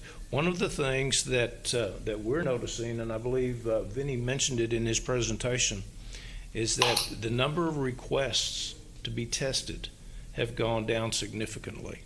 I don't know if it's simply that part of the year, that time of the year or not, but we don't seem to have a backlog right now of anybody needing to be tested. Once school starts, that may eliminate that. I understand. So let me, I know I'm kind of focused here, but is Tatum still using Hanyu? I don't believe so. So who are they using at the East Library in Southeast? You know, I don't know the answer to that, Judge. Okay, do we know where our permanent sites are going to be in Northeast or Northwest? Well, we have, okay, so let's talk a little bit about Northwest. That's Commissioner Johnson's precinct. We have Dickey's Arena that's already open, and it's a permanent site, and we're paying for the cost of that.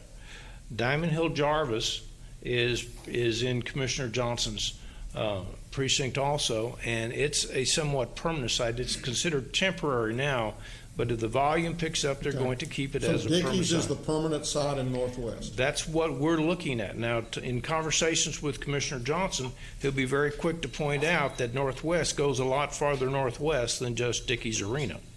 But and we're still looking at, we will probably, and I hate to say this like this, but we would probably, when we come to a permanent site that'll be operated solely by the county, Northwest will probably be the latter one because of the locations already at Dickey and at Diamond Hill Jarvis. Okay, and what about Northeast? We have looked at the H2O site. We've looked at several other sites, and we're simply trying to get NHR? It's across from TCC. Yeah, I'm sorry. Did I? No, it's the Yeah. water park. Yeah, our NH2O. Yeah, right. Our emergency management people have been out and they've looked at 3 different sites. That was the one that they liked because of the access.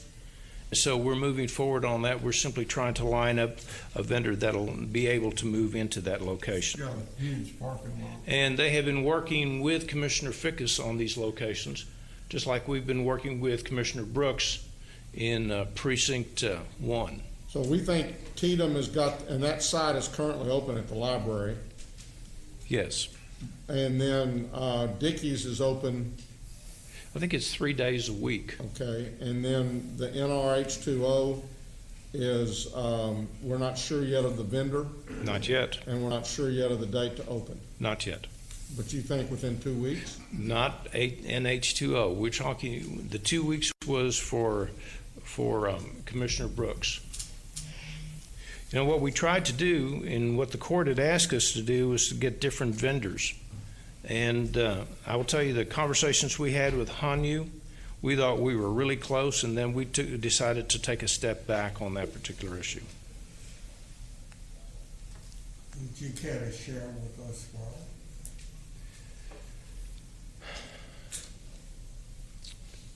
why? Not at this time. Not at this time. Okay. No, not in this forum. All right. Be more than happy to brief you right after this, Commissioner. That's fine. So with that, I submitted another lab to you last week. Have you had a chance to kick those tires? We have, I've sent that to Public Health. I believe that we're going to do that this week. So maybe next week, in addition to, again, going over the test sites, I'm going to drift back a little bit and get a feel for exactly where we are on our FEMA stuff and kind of how we're proceeding along on getting those grants to FEMA and what's in that 8,000 account.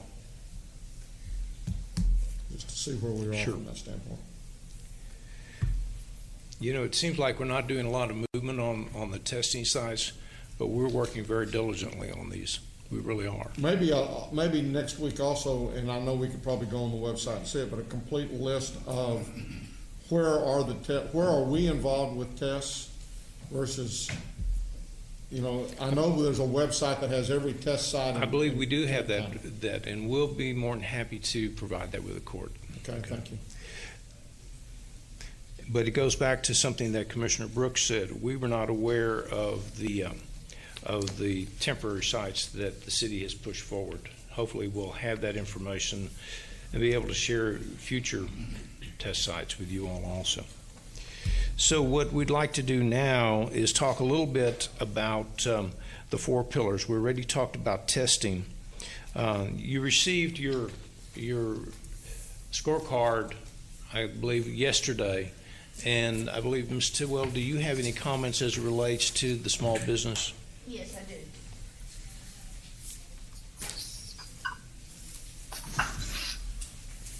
So in addition to the statistics on the report, there's a couple of things I just wanted to go back over and share with the court. We spoke a couple of weeks ago about if a business had closed after their initial application. We continue to have a small handful of those, and we're continuing to make payment as long as they were eligible and met all of the criteria as far as when they were open, when they were impacted, the fact that they've closed after they've made application. We're continuing to disperse money to those entities. And again, it's a small number, a dozen or less at this point. The other thing another item that's kind of an administrative item, is initially the requirement was that you only have one application submitted. And the primary reason for that was only one business was eligible. We have some individuals who, on maybe their second or third time, have been more successful at providing all the documents. Took them a while. So we are going to process the first one if it's eligible, the second one if it's eligible, or the third one if it's eligible. They're still only going to get one award, but we're not going to penalize anyone for not getting all of it attached the first time, because I believe the goal here is to make the business whole, provide them a resource to stay in business, and the fact that some of them had some difficulty is not something that we want to penalize them for.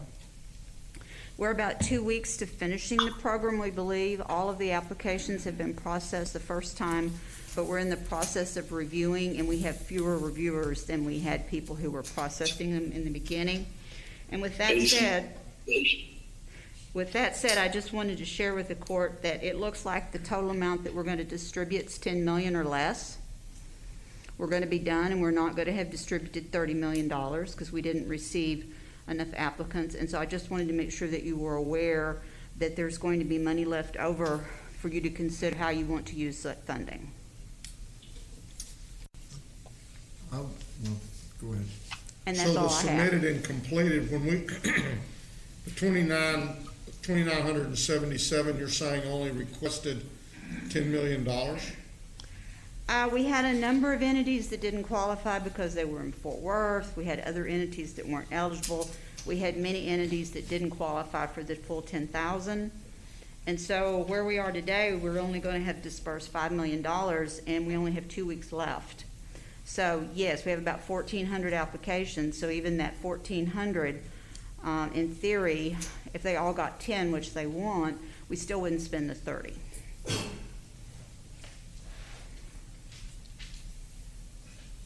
So you're saying you had 1,400 good applicants? I'm saying I have 1,400 left to process is all I'm saying. But we had at least 300 or 400, for example, of the initial number that were City of Fort Worth residents that we had to send over there. We've had ineligible people for a variety of reasons. So I don't know what the exact number we're going to spend is, but I know it's not going to be $30 million. You're saying the business was in Fort Worth? Yes, sir. They'd applied and they were not eligible because they were in Fort Worth. Even though it said don't apply if you're in Fort Worth, they'd applied. And when we verified where they were in the City of Fort Worth. And we used the Tarrant Appraisal District's information to confirm what taxing entities they were being taxed. Okay. So I'll have more information next week on what it does look like, the amount of money left over, but I wanted to give you the heads up. Okay. You may get to go through this exercise again. Well, we need to simplify. Yeah, we do. I will tell you, I pled guilty. Someone said that they filled out applications for 3 or 4 different grants and that ours was the most complicated, and I pled guilty for it. So just to reiterate what Ms. Tidwell said, after today, we will have we will have processed and distributed 623 applications for an amount of $5.248 million. We can go to the rental assistance program. We're continuing to work with our JPs and with our other partners within the community.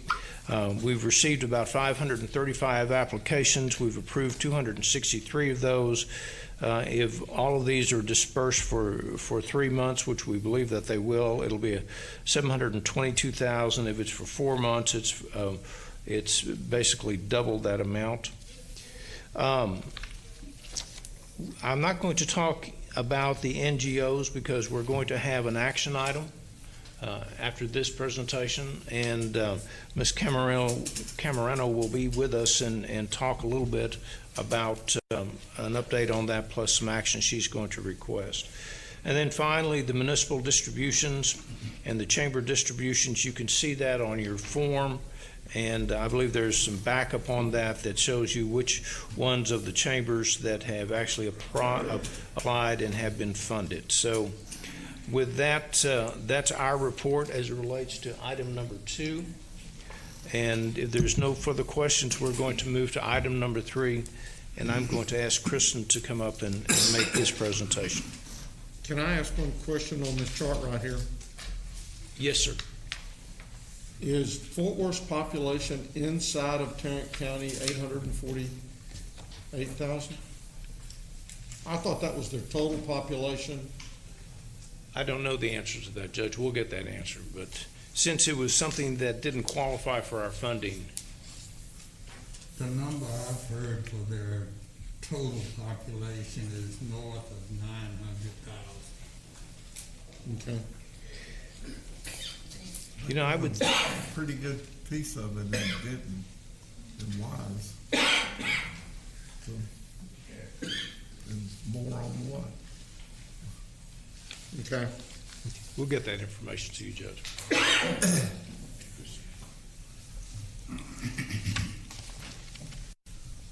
Good morning. Nope, it's not. 12 o'clock on the computer. Okay. Good afternoon, Judge and Commissioners. I want to provide you with a brief update on the NGO program and where we are in the review process before I get to item 3. The initial review of all 148 applications has been done. That is a very high-level review, just primarily looking for location of services provided. I did share with you previously that we would be working with the City of Fort Worth. They used our application for nonprofits who provide services within the City of Fort Worth, and we did identify 34 applications that came through our system that we have forwarded to them for review and consideration. So that will be done independently of our review process. There are 37 organizations that were deemed ineligible either for being completely outside of the county. There were quite a few of those, or because they did not submit any CRF eligible expenses to us for consideration. The remaining 77, 7 of those, not 8 as it does say in the court communication, 7 will be recommended for funding today, and that will just be a recommendation of the funding amount, and I'll get into detail on that in a minute. There are 70 who we are either missing information from or we are still analyzing at a bit more intense level as far as the expenses that they've submitted and also what portion of their services are provided within the county outside of the city of Fort Worth versus inside of the city of Fort Worth. So we're still doing some analysis on those, but in the chart on the program report, the numbers have changed slightly, and those will be updated for the chart next week. But essentially, today we'll be recommending 7, requesting approval of our recommended funding amount. About $632,000 of previously incurred expense requests and $1.3 million of anticipated have been considered ineligible. There are about $3.5 million of previously incurred expenses. $3 million worth of previously incurred expense requests and $6.8 million of anticipated that are still under review. So, assuming all of those were approved, which I don't think they were, we'll still be under $10 million total for the NGO program out of the $20 million approved. And I'll go ahead and move on to to item 3, to the court communication, unless you have any questions about what I've shared so far. I guess I want to know from this standpoint, are we looking mostly at reimbursable type of expenses, or are we looking at organizations that are going to assist in doing things? I mean, the rental assistance maybe, I guess that's on a different pillar. It is. We're doing both. So talk to me about some of the things, and maybe that's what you're going to talk to me about when we get into what you're asking us to approve today. I can give you just a brief overview before we get into item 3. The application was broken down into 2 parts, as you recall. The first was for previously incurred expenses. The majority of what we're seeing is related to PPE or social distancing protocol, some telework assistance, any software updates or changes that may have been made for the organization to continue to provide essential services to the community. The anticipated expenses that we're seeing would be more along the lines of program related expenses, and you've already approved this, but I'll use it as an example, the Meals on Wheels program that they started for supplemental nutrition. They've had to change the way that they provided services because of COVID-19, and we've had multiple other organizations apply for funding for programs along the lines of educational assistance, and I don't mean schools necessarily, but counseling, mentoring, tutoring that they're now having to do online, and they've had to shift the way they provide those services, food assistance, child care assistance, things of that nature. In the way of food assistance, let's talk a little bit about, specifically, let's talk about the new senior program, because as a result of the senior centers being closed, a lot of folks have not had the meals that would have been provided through that. So talk with me a little bit about, did we get grants asking for either assistance to pay for the cost of the food, the delivery of the food, or any of that? Because I know there were 4 entities that were heavily involved in that. Yes, sir. So 2 have already been approved. That was Boys and Girls Club and Meals on Wheels. 2 have submitted applications that are under review. They're not one of the 7 today, but that's primarily because they will be a split with the city of Fort Worth. They do provide countywide services, and so we're working out those numbers right now. One of those? The food bank has also submitted an application. So they're requesting reimbursement for any incremental expenses due to COVID. Obviously, if it was food that was already budgeted, that would not be CRF eligible, but any increase in demand that has created an increase in the cost of food would be. To say that, I mean, from a standpoint of what was budgeted, I mean, it was not budgeted that we were going to be doing the work that the senior centers were doing. So if the food bank is providing the food that is being delivered to those folks, then it would be outside of the budget. It would seem to me to be the entire cost associated with that program would be outside of what their normal budget would have been. Mostly, yes, sir. Yes. Okay. Yes. Would it be possible to get a list of the 148 or however many, and what the status is of those, and how much they asked for? What are you recommending, or you said a number of them aren't eligible? I'd like to know who they are and what they're not eligible, why they're not eligible. Yes, sir. I'd like that if I could get that. Yes, sir. That would be very helpful. Yes, sir. And I will, when that's sent out, I'll be sure to note that this is a moving target. So the list will be changing every week as evaluation's done. And then I guess another thing that I would at least envision is a possibility with schools doing the virtual opening, childcare is going to be a big issue. And have we gotten any requests to assist with childcare for those kids who are virtually in school but are not able to go, and the parents need to be going to work? Have we gotten requests for that? Yes, sir, we have, and they're under review. Okay. Yep. And how long is it taking to do the review? As I stated previously, the initial review is complete. It's taking a little longer than anticipated to do the detailed review, and that's because 70 of the applicants did not submit everything that we needed. And so we are having to go out individually. They have all by now received an email or a phone call from us directly requesting those items. And as they come in, we are completing those reviews. Well, the quicker we can get, I mean, obviously school starts next week for many, and that child care is going to be critical. Yes, sir. So the quicker we can begin to get those out. Where are those mostly coming from? Is that coming from Child Care Associates? That's one, yes, sir. And there are a couple of other Clayton, nonprofits. Boys and Girls Clubs? Yes, sir. Maybe Catholic Charities? Yes, sir. All of those. Okay. I think an update on, I mean, that'll be a part of that update that we're talking about next week. Absolutely. There's a lot of information, so I'll work through the best way to display that so that you have what you'd like. In my mind, for what I keep hearing on the Monday morning calls, meals, child care, and I understand what we said earlier about that the state really should be taking care of the issue related to internet connectivity and some of that. But if that's a request, then we can, if we can't get it from the state, then we might spend some of it and beat up the state over the head with it. I've made that note. But again, we're having to distinguish between what services are provided exclusively in Fort Worth. Yes, sir. And which services are provided for the balance of the county. That's right. That's right. And we are working. That's a very good point. Yeah. And that's something we're going to have to look at.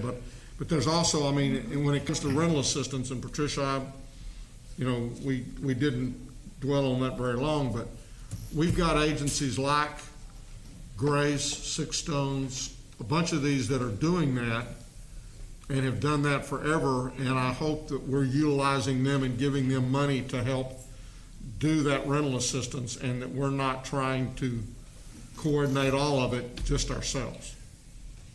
We actually, in the rental assistance, we are actually the service providers that have been our partners in the past, that we are paying them a fee to evaluate. If they get an application, to evaluate that application and then send it up so that we can authorize the payment. So yes, we are working with our partners. Very good. So we have a court action that we're looking for? Yes, sir. So item 3, excuse me, we're requesting approval of recommended funding amounts for 7 non-governmental organizations as part of our NGO assistance program. On the chart that you have in front of you, the first listed needs to undergo some additional review, and so we will be asking for 2 through 8. And please note that this is a recommendation for a funding amount not to exceed those amounts listed on the chart.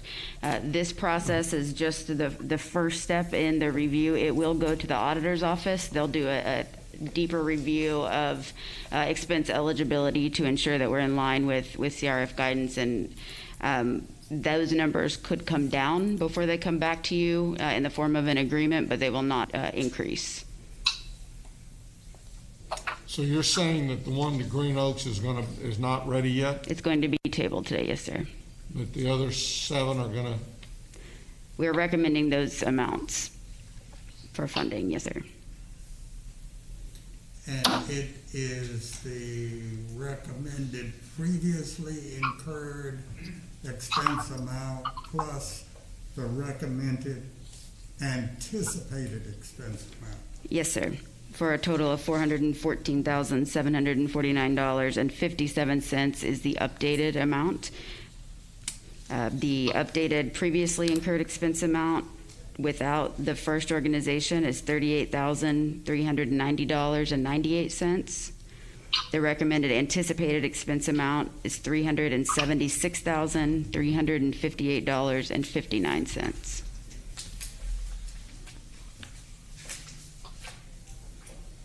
And again, each of those we will have an agreement with, and those will be brought to court for approval. This essentially gives us the go-ahead to proceed. What we're asking you all for is to give us permission to go ahead and finalize the agreements and then bring them back to the court for your approval. Second. we have a motion and a second. Any discussion? Please vote. Commissioner Johnson? Yes. Motion passes unanimously. So just want to be sure, you just asked us to approve these amounts. Yes, sir. So Not to exceed. Not to exceed. Yes, So, sir. I mean, what are we waiting for you to bring us back? Now that we have that, we're going to finalize the contracts, make sure that we get the nod from the auditor's office and bring them back to you for final approval. Next week? I hope so. As soon as we can get them to you guys. Yes. We'll do it as quickly as we can. Because they could use the money And this is a yesterday. rolling list. You will be Absolutely. adding other Absolutely. organizations. Every week we will have a list of recommended funding amounts as well as a list of agreements for approval. Thank you, Kristen. Yes, sir. Thank you. Okay, we have 2 final items on our section. We can go to item number 4. This is something we talked about yesterday in the budget hearings. What we're requesting that the Commissioners Court take the following actions. First, to receive and file the proposed no new revenue and voter-approved tax rates for Tarrant County, Which is 0.24. Just a second. No, they pulled something out of my book. 2324. Well, What is the tax? the current tax rate is .224429. Okay.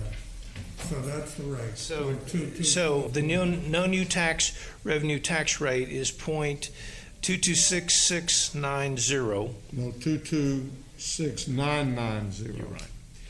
Okay. We're going to go ahead and table this until we come back from close. So you're thinking that the two... No, our numbers are correct. What's happened is that when we changed out the court communications, they gave us 2. We'll just take this up after close, and we'll get you the correct ones, okay? So we can move to item number 5. This deals with the hospital district. We're asking the Commissioners Court to take the following actions. To receive and file the proposed no new revenue and voter-approved tax rates for the hospital district. Approve a tax rate of .224429, which is our current tax rate for tax year 2020, and take a record vote. And if the proposed tax rate exceeds the no new revenue or voter approved tax rate, whichever is lower, call for a public hearing for September 8th. I will tell you right now, and you'll see in your background the different numbers, that the current tax rate is below the no new revenue tax rate and also the voter approved tax rate. So that's the action that we're requesting. Certain of the number. Yes. Move approval. Second. We have a motion and a second. Any discussion? Please vote. Commissioner Johnson? We'll take Yes. for it. We get back from close. Motion passes unanimously. We'll pick up item number 4 when we come back from close. Okay. Thank you.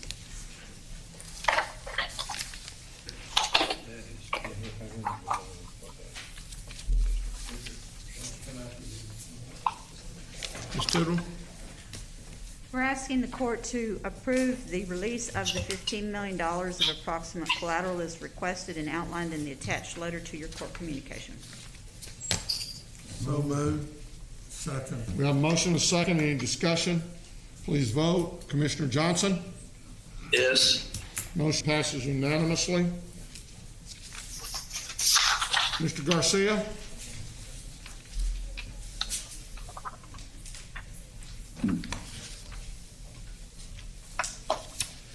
Good morning, Your Honor, members of the court. Good afternoon, actually. We come today to ask for your approval of the order of election, calling for the election on November 3rd. That's it. Just a requirement by law. Move approval. Second. We have a motion and a second. Any discussion? Please vote. Commissioner Johnson? Yes. Motion passes unanimously. Ms. Glenn?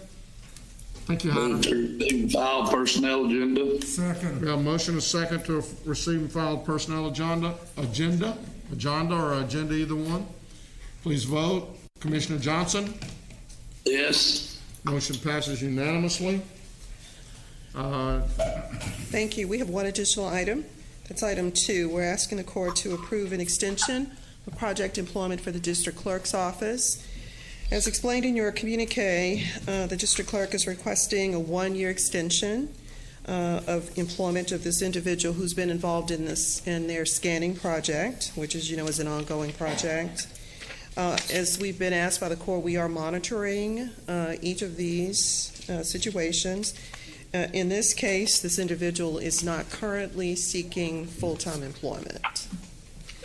There is no impact to the general fund as these positions are funded by the district clerk's technology fund. Move for approval. Second. We have a motion and a second. Any discussion? Please vote. Commissioner Johnson? Yes. Motion passes unanimously. Thank you. Mr. Beecham?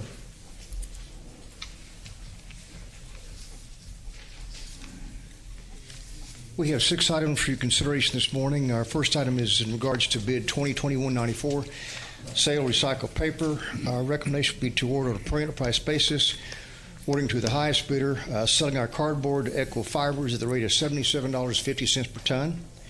Our sorted office paper to Texas Recycling at the rate of $126.50 per ton. Move approval. Second. Got a motion and a second. Any discussion? Please vote. Commissioner Johnson? Yes. Motion passes unanimously. Item number 2 is also a bid award recommendation for bid 2021-31. This is a new annual contract for electrical power strips and power strip towers for elections administration.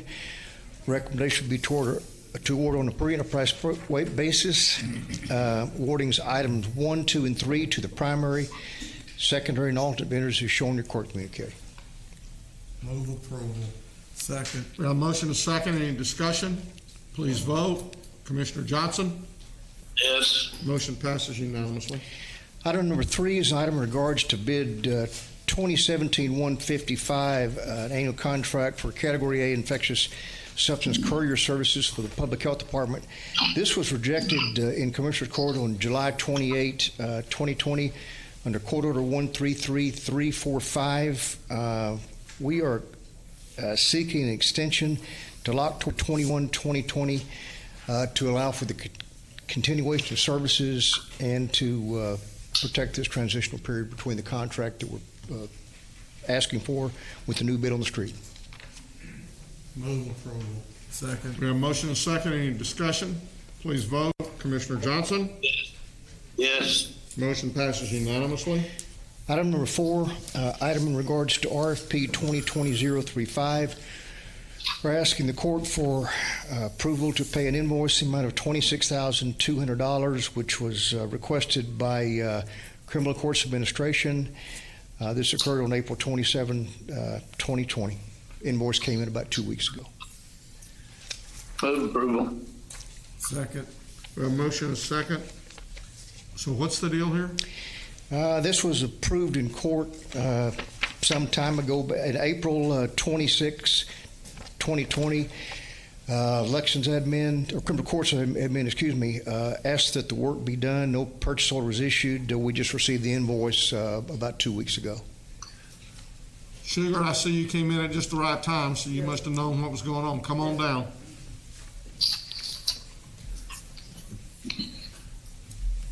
So what happened? Well, first I'd like to commend Jack's staff and particularly Elaine Johnson for giving us everything we needed in order to submit the requisition on time, and it just got lost in the email in the middle of COVID. So we were moving forward with the PSA and we forgot to put in the rec. Okay. That's all we need to know. Got a motion and a second. Any further discussion? Please vote. Commissioner Johnson? Yes. Motion passes unanimously.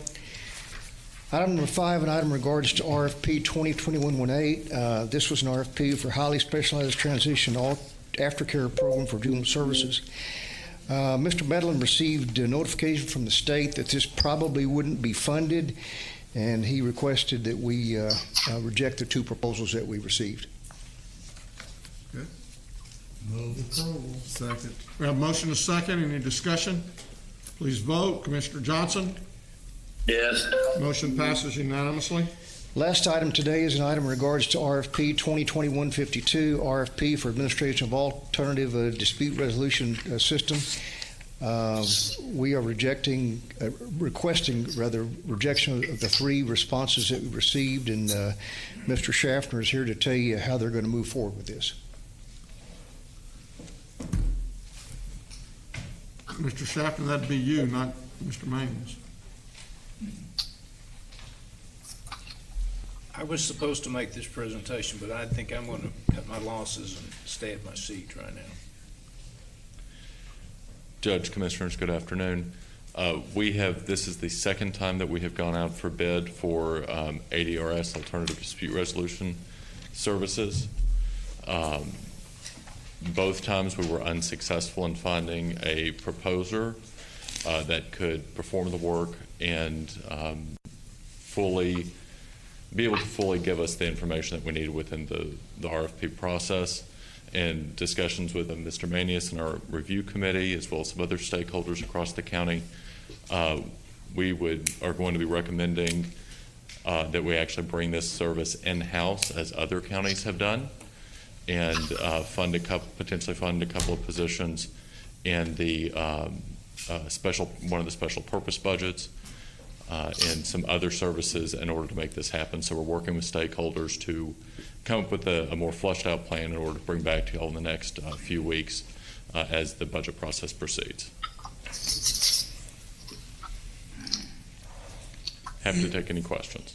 Is it true that during this process, alternative dispute resolution services are continuing to be provided by some organization? So our previous vendor, their contract was up on September 30th of 2019. There were potentially, we have not seen detailed information, but potentially some of the courts within the county continue to send cases over for mediation services. We've requested of the previous vendor that if they do have any of those, to send over detailed information regarding that so we could work through that process.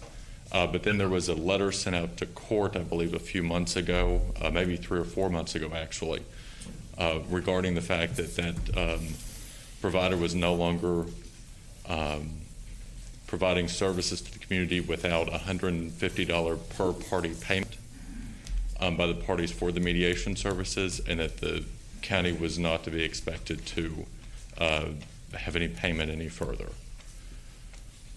So when are you going to bring this report back to us? We're currently working on fleshing out a plan for the court. Okay, so when are you going to bring this back to us? It'll be within the next few weeks. Do we have a motion or a second? Move approval. Second. We have a motion and a second, both somewhat reluctant. Please vote. Commissioner Johnson? Yes. Thank you. Thank you. Thank you. Are there any appointments? I think we have, first off, we need to reappoint our Civil Service Commission. The members of that are Linda Ketter-Craig, Glenn Lewis, and Alex Jimenez for another 2-year term ending 2022, and I'll make that motion. I'll second if all of those have agreed to continue to serve. Yes, they have. Please vote. Commissioner Johnson? Yes. Motion passes unanimously. Also, I'm informed that we need to reappoint Pat Dahoney to a 2-year term ending 2022. That's on the Sheriff's Civil Service Commissioner. The Commissioner's, that's our appointee to that.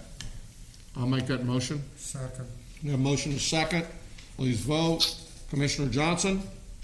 Yes. Motion passes unanimously. Court members, you have before you the claims, including the addendum. Move approval of the claims, including the addendum. Second. We have a motion and a second to approve the claims, including the addendum. Please vote. Commissioner Johnson? Yes. Motion passes unanimously. We've had the health. We have one more briefing item for you this morning. Ann is here to talk about that issue. That will be item number B, or item B.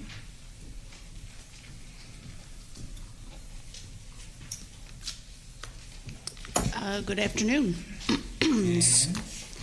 So we have our annual compensation system survey update today. On the phone, I believe, is Tim Huff from Corn Ferry, a principal from Corn Ferry. He's calling from power-deprived, weather-torn Chicago, so please bear with us if there are any technical difficulties. Once he does his presentation, I'll do a little bit on the budget cost implications, and that will be it. Tim? Tim, are you? Good afternoon. Can you hear me? Yeah, we can hear you. I'm here. Okay, great, wonderful. Thanks for having me. Do you have the Ange, is the slide deck presented anywhere? It's up there. Or do you have copies of that? It's up there. Wonderful. Okay, great. All right. So we're on slide 3 here, the executive summary. We'll just kind of give you a high level here. So this year we did a full compensation study for the county. We want to make sure that we have appropriate levels of compensation, but from an internal equity standpoint, as well as from a market competitiveness standpoint.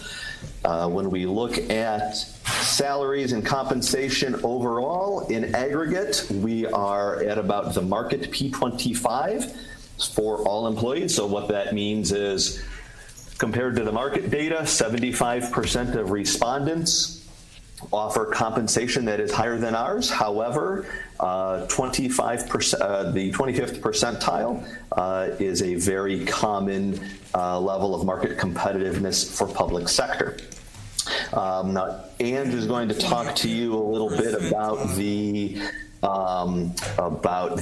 budget for salary or for merit increases. But what I would like to mention is, prior to the pandemic, we had seen, the trend appeared as though it was going to continue, that merit increase budgets were going to be about 3% across the board. However, once we got into this pandemic and we started doing some surveying of organizations, we discovered that many organizations were going to pause or put their merit budgets on hold. They were going to put their salary structure adjustments on hold. And so we've been taking a bit of a conservative approach with regards to that in terms of recommendations. However, if budget allows, we are recommending that clients go ahead and move forward with those structure adjustments and those merit budget increases. Okay. Tim, Tim, just hold on a minute. Mm-hmm. Go ahead, Commissioner. As regards the P25 level of compensation, not only is it a commonly adopted public strategy, it's also the strategy that Tarrant County has adopted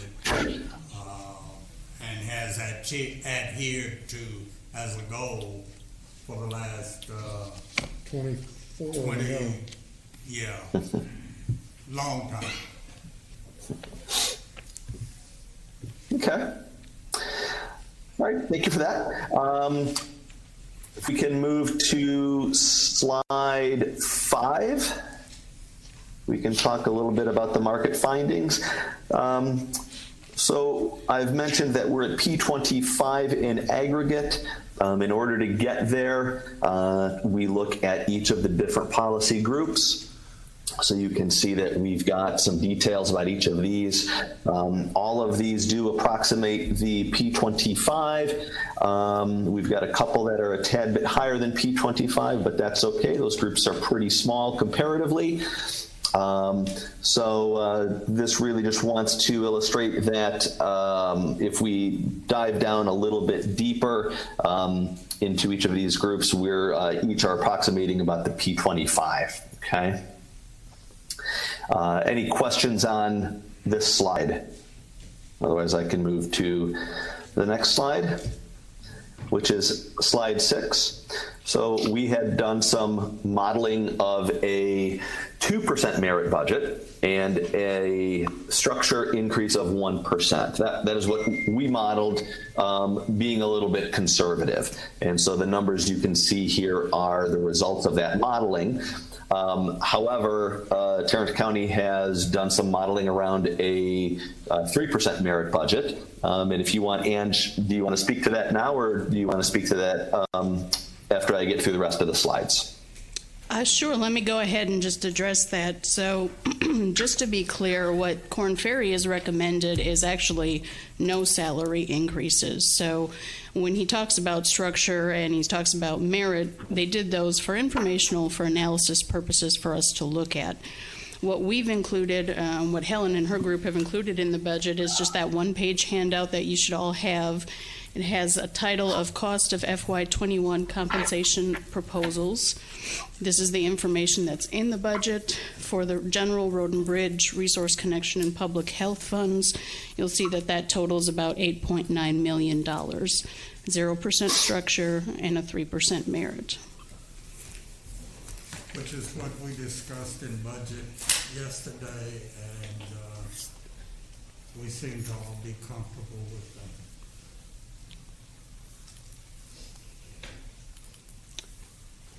With that, Tim, if you want to go ahead and finish up. Yeah, we can go through the remainder of the slides. So if I am on slide 8 right now. So slides 8 through 14 are graphical representation of the analysis we did for each of the employee groups. As you can see here, we're looking at exempt positions versus the market data. We've got the Tarrant County policy line, which is essentially your structure, is the green line. The black line that says TC actual, that is a linear representation of how the county is actually paying. And then the red lines are the market P25 and P50. So that's the market data. For exempt positions, you can see that our policy approximates about the P25, and we are actually right in line with that as well in terms of the actual payments. Slide 9, management positions. We've got a policy again at the P25. We do have a little bit of variance there, starting low at the at the P25 at the lower end of management positions, finishing a little bit higher than the P50 as we go up in terms of the actual jobs themselves. Non-exempt positions, similar to the exempts in terms of approximating that P25 and sticking with our policy. IT exempt positions, again, similar story. Tarrant County actual is right at about that P25 you can see. If we look at IT non-exempt, we've got a pretty small, we've got a much smaller group here, so the graphical representation looks a little bit different here, simply because of the size of the population. But we are, in aggregate on those jobs, we are, let's see, that is the non-exempt, is that correct? That was the non-exempt. So we're a little bit closer to the P50 in aggregate for those. But again, that's a small group. The craft positions looks really good. I'm on slide 13. Looks really good. We've got that policy at P25. We've got our actuals at P25. So we're well in line with what our policy is. Law enforcement positions on slide 14 is a little bit different. If we dig into some of the details of this, we'll find that there are several positions that are quite market competitive, but we do have some that start out rather strong in terms of starting pay, but as we go a little bit higher up in the salary structure, we tend to end up more in the middle of the pack or at the low end of the pack in terms of income opportunity. But in general, we're at about the P25 for law enforcement as well. So overall, everything looks pretty good. We are competitive with that P25, which is where we want to be. Our policy is set at that P25, and we are, for the most part, paying according to that policy. Any questions?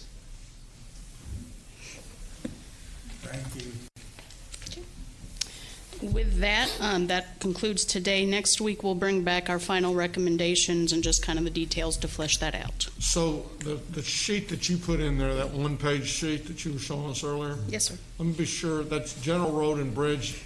The non-law enforcement structure, is that everybody? It's all non-law enforcement. Okay, It should and then total law zero. enforcement, again, shows the lump sum is the total is 917 and 1.9, and then is that bottom set, is that road and bridge? Yes. Okay. Yeah, the 10,000s are the general fund. The 26,100 is the road and bridge. Okay. Resource, public health. Okay, thanks. Thank you. Members of the court, before we go into closed, I'd like to make one agenda announcement. We've heard from each of the members of the court wanting to move forward with the JPS, the evaluation of the JPS program management selection. We are targeting Monday, September 14th as the date that we would bring them in for the presentation. So please check your calendars.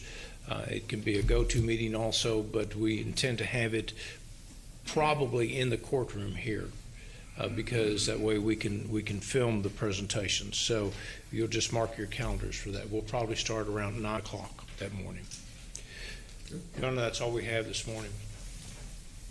But we do have it closed. Yes, sir. At this time, we'll recess our open meeting, proceed to close to discuss items exempted under Section 551. Having returned from our closed session, we'll now address the following matters. I believe we can move to item number 4 in the agenda. Under the Administrator section, we're requesting that the Commissioners Court take the following actions. One is to receive and file the proposed no new revenue and voter-approved tax rates for Tarrant County. The no new revenue tax rate is .239145. The voter-approved tax rate is .248985. We also ask that you propose a tax rate of .234, which is our current tax rate for the tax year 2020, and take a record vote on that. And the third bullet, we don't have to call a public hearing because the number that we're requesting that you vote on is lower than both the no new revenue and the voter-approved tax rates. Move approval of all of the above. Second. We have a motion and a second. Any discussion? Please vote. Commissioner Johnson? Yes. Motion passes unanimously. That's all we have at this time, Your Honor. Move for adjournment. We stand adjourned.